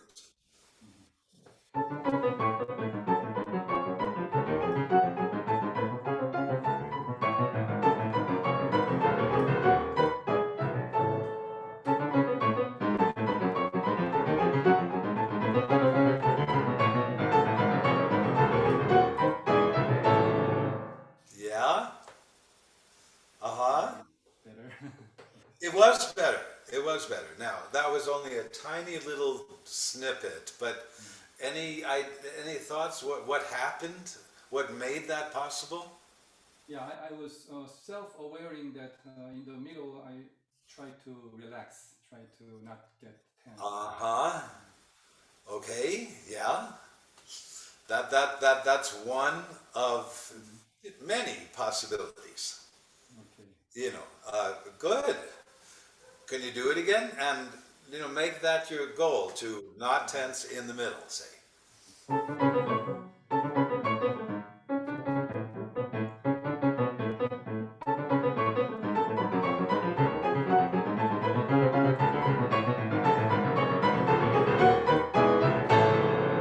Yes. Yeah. Good. Now, okay, the way you interpreted it to yourself is fine. In fact, that's the best because it's yours. What I see, what I hear, and what I feel, for one thing, you're not moving very differently, but you're moving a little differently, and I can tell that you're breathing more naturally. Yeah, I think a little better than before. Yeah. That's right. And sometimes all you need is a little. Another is when you change octave, you phrased it better.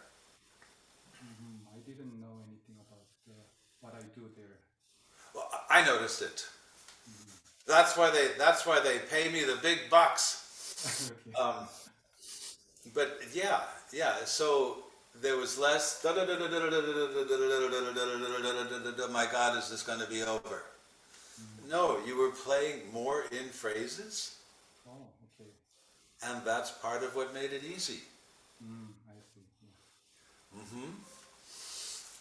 Okay, we're talking like this because these tricks or these ways, if we need to make them conscious, somewhat conscious. Okay. And that's how we can use them over and over again. And then we'll gradually have less of, well, 30 minutes ago it was great. I mean, really, this is a highly advanced way of practicing. Okay. Okay? Now, what Carl and I were working on a little bit about synchronizing the two hands. There too, now again, there's no problems with what you're doing. But I think if your right hand, I can't play this, but because I don't know it.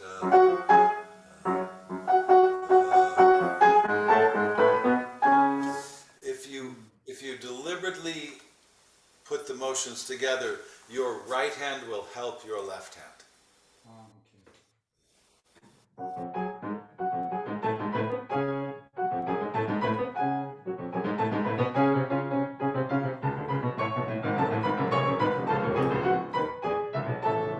That's right. That's right. Yeah, I think I know what you mean. Yeah, that's right. And you practice it in. And please, I mean, it's not by any, it's nowhere near too late to put this into what you do. Yeah? Because you have practiced it so much and so well. Yeah. And sometimes when you try this out, temporarily something may get a little worse. But that's okay. And sometimes that's the best thing you can do to allow yourself, because then you can adjust it on a new level, on a higher level. That makes sense? Yeah, yes. Yeah. Okay. In a way, when you play...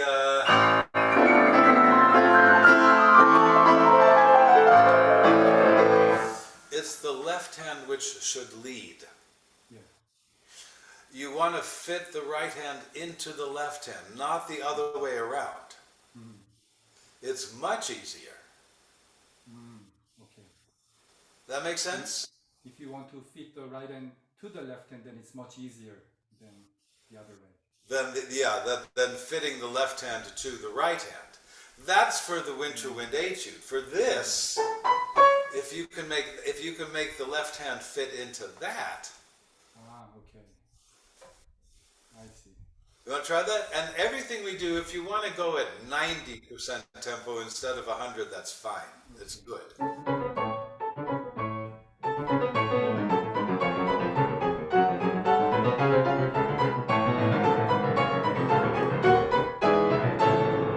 Yes. Did you? It sounded like you really felt that. Yeah, so far I have ignored the right hand, and this time I want to led by the right hand. Yeah, we're so busy. That we don't pay attention to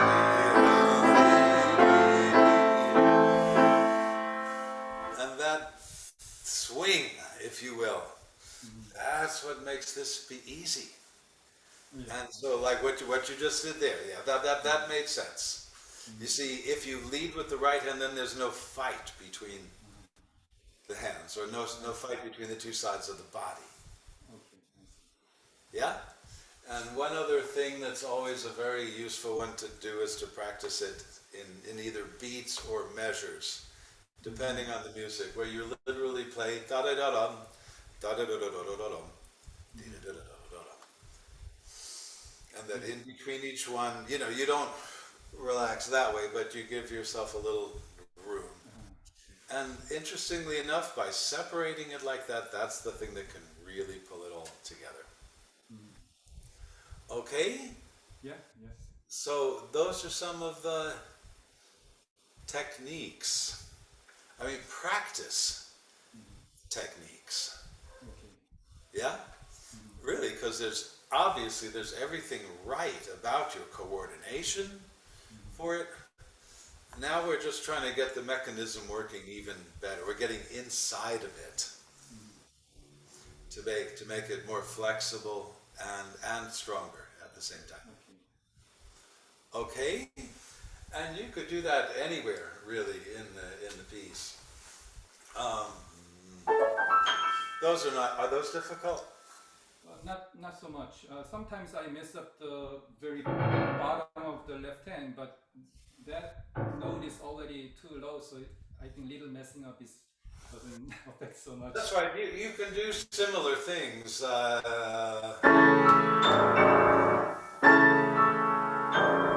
Synchronize those motions.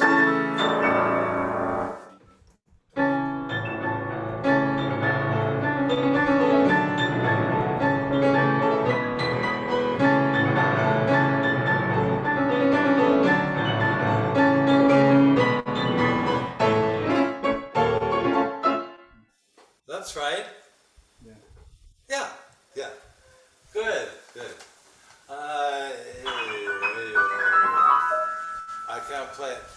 Maybe you could use a little bit of pedal, short pedals. So there, I didn't use the pedal before, but you suggest to use a little bit of pedal. Maybe, for example, maybe for the right hand.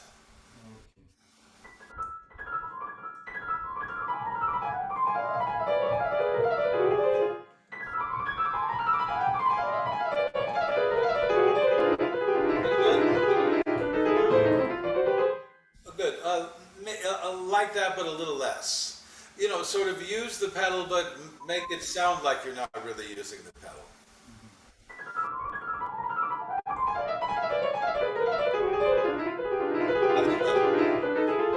Yeah, that has more color. Okay, more color. Yeah, yeah. Good, good. Well, do we have time for just a little once over lightly? Yes. Let's go from the beginning. I mean, if I have anything else to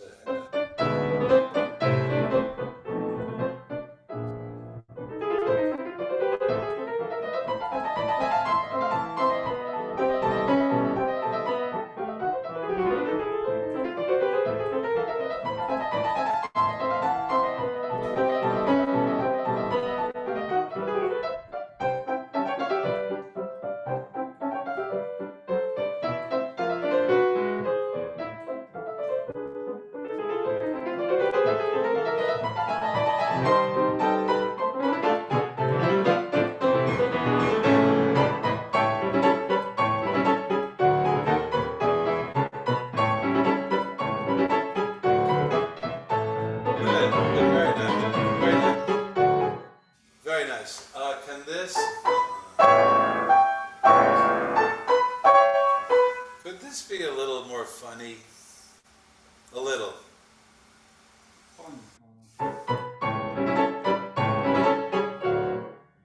You know, it's a very well-known piece, and you know he's adding these things to it. It's a little bit. It's like taking the piece and going like that. You know.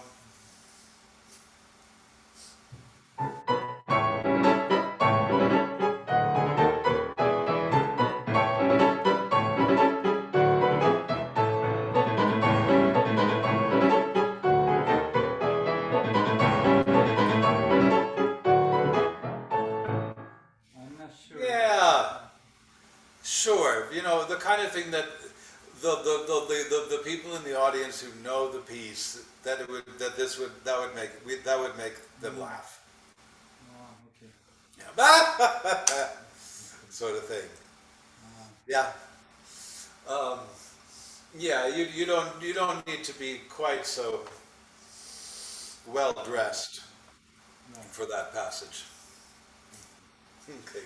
Go from.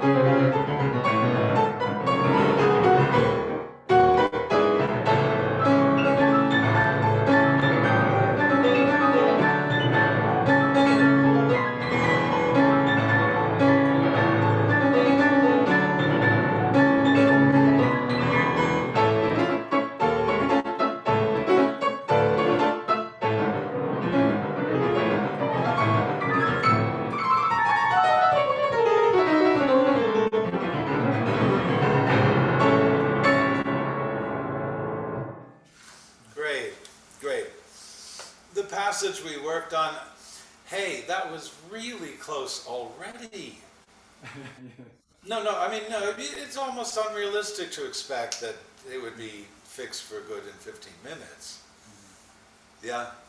But I mean, yeah, everything was going great, and then the stuff we were just working on, you didn't quite make that all the way to the end. That's all. So that's exactly what you practice in. And to that end, you know, do you know that little practice trick of sometimes starting from the back or from the end? Okay, so back a little bit and going. For example, you would take the last two measures. Take just those, and working in the kinds of things we were just doing. And then you do two measures before that, and then play all four. So that in that practicing session, then you're always going on to firmer and firmer ground. Okay. Yeah? And that too, it helps us to, you see, the main thing that makes it hard is when we just get into a sort of unchanging thing. Machines do that. And they're designed to do it like that. But we are designed to do exactly the opposite. Just like we were talking about, doing things in units. Phrasing in some way or another, breathing with it. See, all these things are actually little changes instead of constants. Yeah? No, if the machine started breathing and phrasing, we would say, what's wrong with the machine? Yeah, that's right. But yeah, you're all together on the right track, and you're this close for that passage. So, hey, nice work. Thank you. This is for a contest also? Yeah, I haven't submitted. They didn't ask me to submit the final repertoire until July, but yes. Oh, you mean the Clyburn, right? Yeah, yes. I'm Great. Great. Okay, yeah. Mine is different. It's in Japan. You know what I mean? Yeah. Ah, okay. Right. You already submitted the repertoire, I guess. For me, I don't know when it is. It's just that you have to play the preliminary competition, and then you have to be in the top 3. And that was the one with Ivanov. You know what I'm saying? You know, that's why I was wondering. It's the same school you're at, so it was like, I thought you probably knew who he was. Yeah. Oh yeah. Right. I saw him many times. Right. Yeah. So again, you have time. You all have time to do what you're doing. Yeah. But the difference is, for me, it's one round only. It's 30 minutes, and I have Dante, and I'm trying to decide between Fauré Ballade and Polonaise Fantasy for my second piece. And I like the Fauré Ballade, but I wonder how many people are going to know it. You know what I'm saying? Do you think people are going to know the Fauré Ballade? You know, that's the thing. You know. Sure, but those two pieces together, isn't that too long? No. I have the Dante Sonata, and then for the second piece, I'm trying to decide between playing Chopin. I know, between the Dante and either of those, that's not too long. No, 30 minutes we have. And my Dante is like 16 minutes, and the Fauré is 14, and the Polonaise Fantasy is like 13. Yeah. Yeah. Okay. So right down to the wire. Well, I think it depends on how well you play them. Of course. not just of course. I mean, on a certain level, of course, that goes without saying. Yeah. But I mean, I love that ballade, and I played it. Yeah. I played it. It's been a long time. But the piece is not maybe to everybody's taste. Exactly. Yeah. Or you love it after you hear it 4 times. You Right. get to play it once. Of course. And the Polonaise Fantasy, well, 2 things. One, it is really difficult to come up with a true and fleshed out conception of that piece. Yeah. You know, interpretively, and I hate the word interpretation, but it poses many, many challenges. There's a lot of different ways of playing that piece, Of course. and 96% of them are unconvincing. Yes, of course. You know, uh, so and also especially with a piece like that Polonaise Fantasy, when it comes to the jury or the audience for that matter, you come across a lot of very firm opinions. Of course. And then I forgot a third option, actually. I have a third option is Haydn Sonata number 49, either first and third movements or second and third. E flat, Haydn. You can't fit in the, you know, you can't really fit in the whole sonata. No, not with the Danta, you couldn't. Right. There's a lot to be said for that.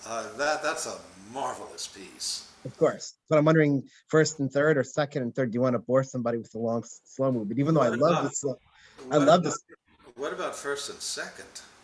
I could do that. Play a little, I want to know what the piece is. Can you play a little, I want to know what the piece is. Yeah, I'm back on my computer, you know this. Okay.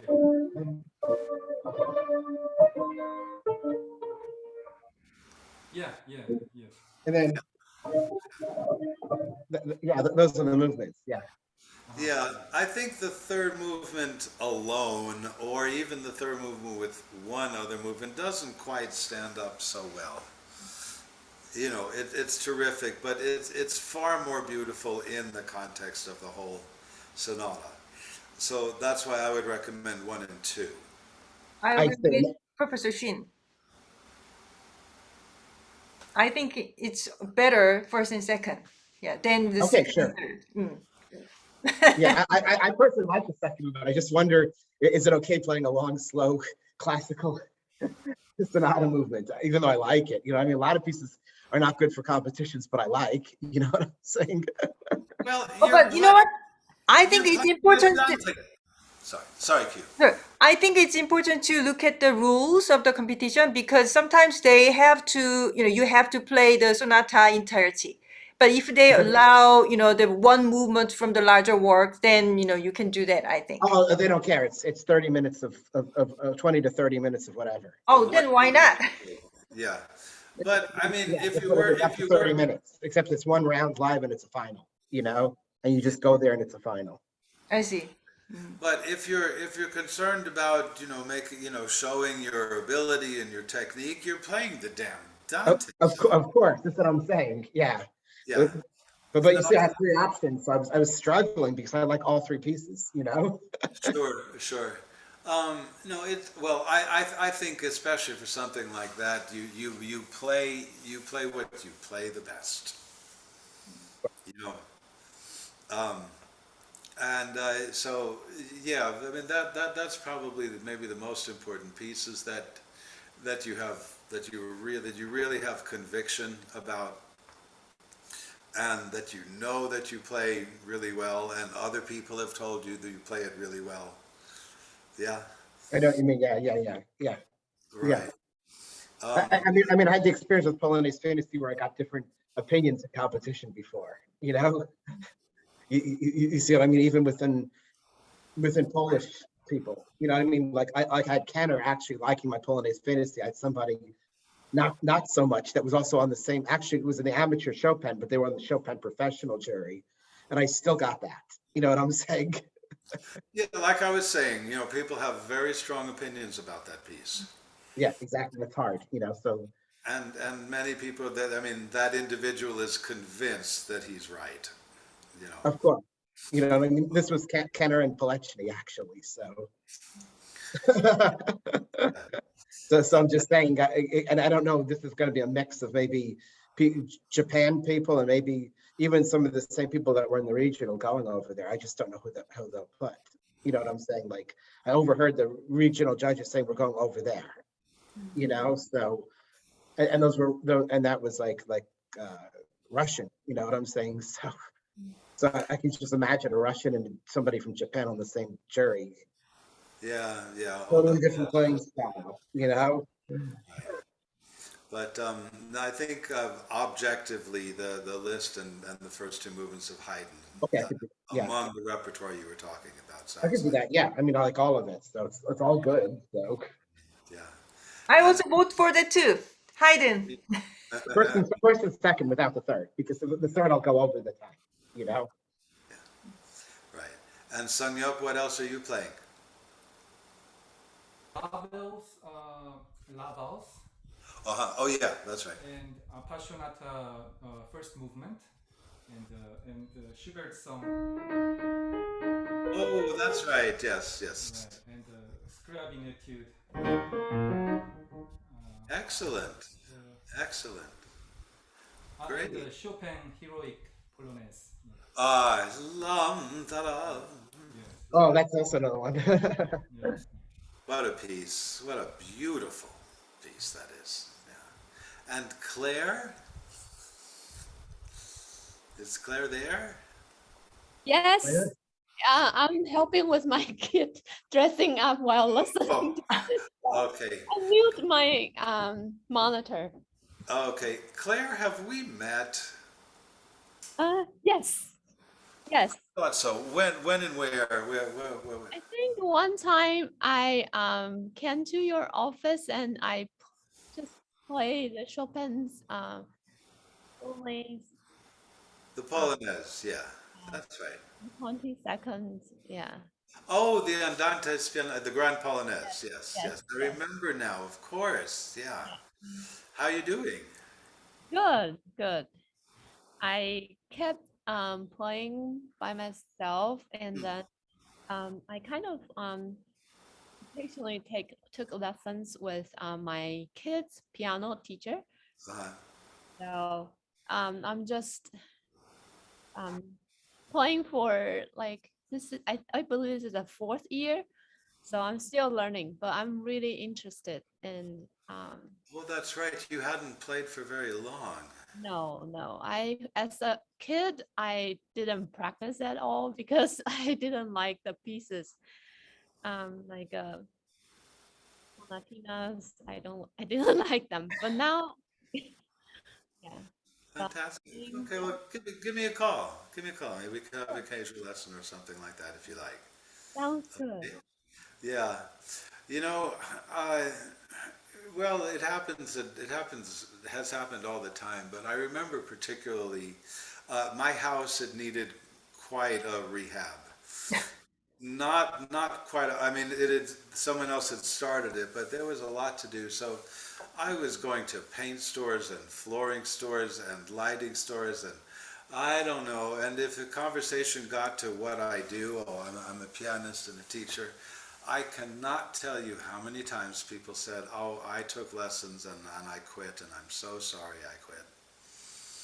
I heard that over and over and over again. But let me preface that. Getting a living out of it is very difficult. You know, I mean, I was in the school of thought that I was going to get a professorship, and then I realized people were waiting forever. It was more like I went the industry route with a PhD in statistics, but it probably would have been way easier for me to get a professorship in that than if I continued with the DMA piano and I picked up some good prizes along the way, which was what my original thinking was. You know? Absolutely, absolutely. And professorships are harder to get than ever before. Also. Yeah, I'm saying in classical piano, even some areas, statistics wouldn't be that bad, but areas like what Song is in mathematics, I think it's tougher because I think that people are doing more postdoc to get the position. In statistics, you do postdoc if you want a research position, not a teaching position. Right.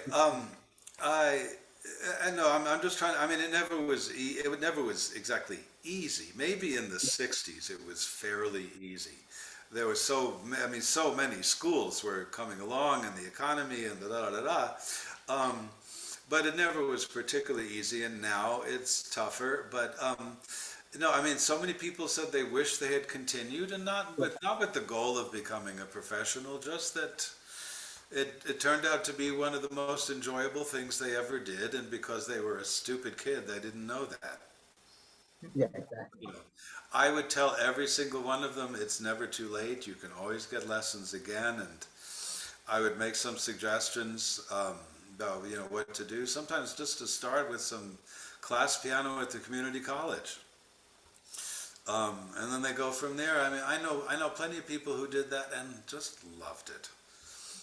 Just to be able to play anything. It was like, wow. Yeah, and I just want to ask Sonia a question. You were in this Yeon art school. Is Minsu San in your class? Because I think you would be around the same age as him, Minsu. I guess Q knows better. Minsu Son is not our Oh, age. Minsu-son is 1 year younger than us. Oh, only 1 year younger? Mm. Oh, I don't remember him. Yeah, because he was in my studio at Okay. the time, and And see, ah, I think he was 6 years older than me at the time, if I oh remember. really? I He's think he one was year 6. younger. What? See, he Yeah, was the 76, I think, 76 or 77. He was born in 76 or 77. I'm 81. Yeah, Hmm. I see. I see. and my guess his song is around the same. Yeah, Yeah. Mm-hmm. same as I'm 75. So I thought somehow you would have crossed paths with him at Yeon. You know what I mean? I thought. Yeah, he went to my same school. We all three went to same school, year one. Yes. Right. Yeah, I know about that. So I know the people that were some people that were there because Miss Bian had a big studio and she would get students from there. Yeah. I remember all the students she had. All the good students from Korea goes to her, right? And the other thing is what happened with Hae-jung Cho. It's like I don't know Cho Hae-jung. What happened to her? Hae-jung? Because she was very, very good. And I don't know what happened. Yeah. I don't know. I haven't There's heard. a lady named Hae-jung Cho or Cho Hae-jung. Choi Hae-jung. Yeah, but she was very good. I don't know. And then she just completely dropped off the map and I don't know. Unfortunately, there are quite many people like that. They were very good at school and they're very famous, but then somehow they don't really pursue their career. So, that's kind Yeah. of a bad thing. That's actually, Professor Shini's mentioned, because sometimes, for girls, they married and then they just disappear, and that's very common. And as you said, it's very hard to have a job, in musician, like teach college, that's very difficult. It's getting really really narrow path. So students will feel very bad because those kids who goes to NEC, they probably never really experienced any failure in their lives, because all top schools in Korea and they go to NEC and they were so good, but then after they graduate school, they don't know where to go. So that means they're kind of in a shock, which they never experienced any failure in their lives before. So it's a very big shock, and then they just drop out. I have quite many friends from Juilliard and also NEC, and then surprisingly in my class there are not so many my friends pursuing their career, surprisingly, because we are coming up homecoming next year for year one, and we just get together and then kind of talk about what you're doing and everything. But some of them are teaching like part-time and things like that, while they're raising their kids, but then they're not really pursuing their career as a musician or like pianist or something like that. So it's kind of shameful because I know them from young age and they were very good, they're fantastic, but Yeah, that lady I'm telling you about, the year after I left, she got second in the Busoni competition, fifth in the Gina back hour. I know. And then she just completely disappeared after that. I'm like, Yes, yes, that's what I'm talking about. Yes, there are quite I, many of them. I should add to that. I learned that even in the late 50s and early 60s, when employment was easier than any other time, the time with Clyburn, I guess, around the time with Van Cliburn. Yeah, it was in like the 50s. Yeah. That's right. The late 50s and throughout the 60s. That the Juilliard graduates, only half of them went into music. Okay, see. Even then, and of course, some cases were that they couldn't make it and became bitter or what have you, but Sure. I think there were plenty of other people who said, well, I couldn't be more grateful that I had this experience, but as a profession, this is not for me. Yeah, I know what you And mean. I remember that from some of my friends from Indiana, and I would see them 15 years later, and they were doing something else, but the piano and music was an important part of their life. I knew some who did an annual recital, and it took them the year to prepare for the recital because they were busy doing other jobs and having families, but they kept at it. And a lot of them, almost every night, they practiced, because that's what they wanted to do. Yeah, and as I said, even and of course, well, let me tell you something. Even well, as I said, I enter the amateur competitions. There's some where I do extremely well, and some where I don't even get through the first round. And sometimes it's my fault. Sometimes it's head scratching. You know what I mean? Sometimes I can surely say, yeah, I didn't have that good of a time, and then others, it's like a head scratch. And now I'm going to admit this because now, since you judged my video and I won your competition with this, I could say that Rachmaninoff video did not get me into Clyburn for the amateur division. As much as, and I wanted to give you the shock to that. Yeah. A complete shock. I didn't want to tell anybody, but only the people in my circle know that. Yeah. Oh, that's very strange. I thought you were. I did not get in past the screening with the same video of the Rachmaninoff. That one WPTA, that one Alexander and Buono, that won many online competitions during the pandemic. And I have no idea to this day as to this day why. But I realized that Not even to the waiting list? not even to the waiting list. That's weird. I think your Rachmaninoff was very good. I was a judge. I heard you were playing, and then I remember I discussed with the other two judges. Yeah. And the thing is that your Rachmaninoff was just the first choice for everybody. All three judges, we all agreed. But then, to be honest, I think it was your Bach was a little bit weak. So one of the judges, Right, but I did not submit the Bach to the Clyburn. Right. So that's very strange because all three of judges for you to the first prize because of your Rachmaninoff. That was like very good. Very good. That's why I put it out there, because it's like, Right. yeah, to me, I mean, I can find certain things that I would want to do better, but they released the videos of who got into the amateur Clyburn, and I was very surprised when they started to release the videos. And I thought I would be at least rated better than at least half of the people that they had actually posted the videos for, because I listened to all the spotlights. I actually listened to all of those, and I tried to figure out which ones were into the competition, which one into the festival. I didn't give the festivals an option, by the way, because I figured I can play 15 minutes elsewhere. You know what I mean? So I could, you know what I mean? So it was either the competition or nothing. You know what I'm saying? For me, because there's so many. And then, as I said, like a week ago, I failed in Boston, but it was because it was my fault, kind of. I played a Rachmaninoff etude that I didn't quite have there, you know what I mean? And it kind of fell apart. You know what I'm saying? I played faster than I expected in the competition, and then the ending kind of fell apart. You know? I see. Is that the one that you're talking about with Gordon and Utako earlier? Yeah. That was a week ago, but it was kind of my fault because I played a Rachmaninoff etude that wasn't quite, you know what I mean? That wasn't quite there. And I thought, it's the first round. I'll just, you know what I mean? I'll go through from the other pieces. I see. And then they like, no, the ending was a mess. Like, whoops. Sometimes it's just the luck of the draw. Yeah. Yeah, I did play too fast, you know, and then I lost the left hand. You know, that was the problem. I started losing the left hand in the last third of it. But sometimes you play absolutely marvelously and you don't get in. It just happens. And then 3 weeks ago, I played the Debussy and the Brahms Paganini book too, and it was against the USF music department, the college Ivanov students, and I got second among all of his students, and I thought, wow, this is not bad. You know what I'm saying? So you go from that to 3 weeks later, getting gonged because you put an etude that wasn't quite ready, you know?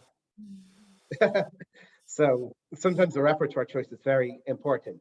You know what I mean? Yes. What you choose at that time. I probably, and at that time I was like in between changing it to either the first round Polonaise Fantasy or for a ballad. Probably if I did that, I would have been one of the places most likely, because, and what made it worse is that same amateur competition I was in 3 times before. I was 3rd place 2 times and finalist once, and all of the judges knew my playing. And they're like, we know you could do better. Ah. They're like, we know you're playing, and we know, and we've heard you so many times, and we know you're better than this. So basically, you didn't meet their expectation. Yeah, that was really tougher because they used the same judges every time, and then they remembered me playing. I think the year I was finalist in the semifinal, I played the Hammerklavier Fugue. And then they remembered that, and then they remembered the other year back in 2013, I did the Brahms 3rd Sonata, so they remembered all of this. So when they hear that, it's like, what are you doing? You know? so I think maybe even if I was unknown, I could have maybe gone through with that. You know what I mean? But they knew me from. They knew me from other years, but still the Clyburn thing was something that I was surprised at, especially when they started putting the videos, and I realized that the top couple were really good, but then there were a whole bunch that were just so for me. You know what I mean? And I was like, why did that person? You know, you start to see more and more like that, and then you go through 10 videos, and you're like, how did those people? What happened? Did they listen to my video? Did they? You know what I mean? Maybe they didn't get to it, or maybe it got lost or something, you know? You know, competition is like a luck, as you know, Professor Shin said. You know, it's complete luck, and then you know, some judges have very different opinions. You know, I know that because I myself, you know, tried competitions, but then the first year when we had these, you know, amateur competitions, I had 3 judges, and except Seung-Yeop, he was the first prize winner, and then the second and third prize winner was it's just a mess because one of the judges have a very strange idea. And The outstanding or the promising division? Outstanding. So I forget who was second. I forgot too. Yeah, I don't. Oh, the Alan Murray. Oh, Alan Marie. Yeah. Pei Tao. Yeah. Yeah, that was the first ballad. Honestly, I didn't think the first ballad was that good. Kind of. You know, so there was kind of huge difference between the second and third. You know, the problem is that usually it's like, you know, very close. Like, who is the second? Who put the second? And the other person that, you know, the other judges put this guy for the fourth or something like that. Then I understand. But that year, that second and third was like bottom of really? one of the judges list. Bottom, really? Yeah. I was like, what the heck? So they have to vote like several times. They have to vote like 2 or 3 times because it has to match with everybody. But then he's the one always in a totally in a different word or something. So that's the thing. You know, I don't know the rules about the Clyburn, but if they have a rule between the judges that all, you know, 3 or 4, whatever judges, you know, number of judges they have to all agree, you know, to pass this one person to the, you know, advance to the upper level. And if one of the judges don't agree of your playing, then probably you're not gonna make it. You know, that's the thing. And then just one judge, you know? Yeah. I know. It was just strange. You know what I'm saying? Yeah, the first year I didn't hear the videos that didn't play, so it's hard for me to know. But I thought like the outstanding division, it was obvious that Seung-Yeop should win. You know what I mean? To me, it was so. I knew there might be controversy because you were running and you were his student, but I didn't think so when I compared it to the other people. Right. You know? I thought it He was the obvious, one. you know? Just everybody, all three judges. I didn't judge because he was my student. So all three judges all agreed. So Yeah, period. So the yeah, first yeah. prize It was was obvious. Yeah, yeah. Right. Right. Anyways, it's good that Professor Shin is willing to help you guys if you want to contact him for lessons or advice or suggestions or whatever. So if you want to continue, please let me know, then I can be a bridge connecting between you sure, guys. sure, exactly. I would wait maybe a month so I get to practice more. You see what I'm saying? You know what I mean? So I get to work more. You know what I mean? But of Mhm. course, Sure. not so Absolutely. not so late. You know what I'm saying? Not like October 2 or whatever. You know? So Sure. Sure. Certainly. Yeah. No. I'd be happy to. So yeah, just let me know. I'll be around. yeah. So that was just an aside. You know what I'm saying? So um, yeah. So when is the amateur Clyburn? I forget. It's earlier than October, isn't it? Fiber? Yes. When is it? In September. October. October. Also, it's the same time. Mine's October 2nd. Yours is when? October sometime. I don't remember the exact date, but it's middle of October, I think. Oh, okay. Mine's at beginning, but it's just a one-shot deal. It's you go there, you play one time, it's a final, Yeah. and then and that's it. You know what I'm saying? Yeah. Right. Yeah. And you play Well, 30 minutes and that's it. Yeah. a trip to Japan, twist my arm, you know. Good luck, Carl, and then good luck, Seung-Yeop too. Oh, yeah. Good luck as well. I know many of the people in the in the amateur Clyburn. Here, I don't know who's going to go. This I don't know, and I may likely not know the people because they're in Japan. But I know there's plenty of good pianists in Japan. So Good. But hey, you get to go. I don't know. My life, my motto is have trill, will travel. You know. yes. Okay, thank you so much, Professor Shin, and thank you for playing today, both of you. And I wish we had more audiences, but then I will post this. Of course, I have to edit a little bit and then post this and share with you. So you can share this video to your friends or whatever. I'll probably post it on YouTube. Okay, and then I hope to see you again in our future master classes. I don't know who I'm gonna have as a teacher. I mean, for the teacher. For the first time, I was just gonna do this by myself because I don't charge this for for you guys to participate because this is part of the competition. So I was gonna do it because then I can save. I don't need to worry about the budget and everything. But I think it would be better to have someone really have experience and really help you guys. So that's why I asked Professor Shin as kind of last minute, but he's willing to conduct this masterclass. So I'm trying to find the second one and third one. So let's see how things going, and please spread the word out. Okay. Absolutely. Thank you. All right. Thank you so much. Have a good weekend. My pleasure. Bye. Joy, good luck. Thank you. Keep me posted. Sure. Thank you so much. Bye bye.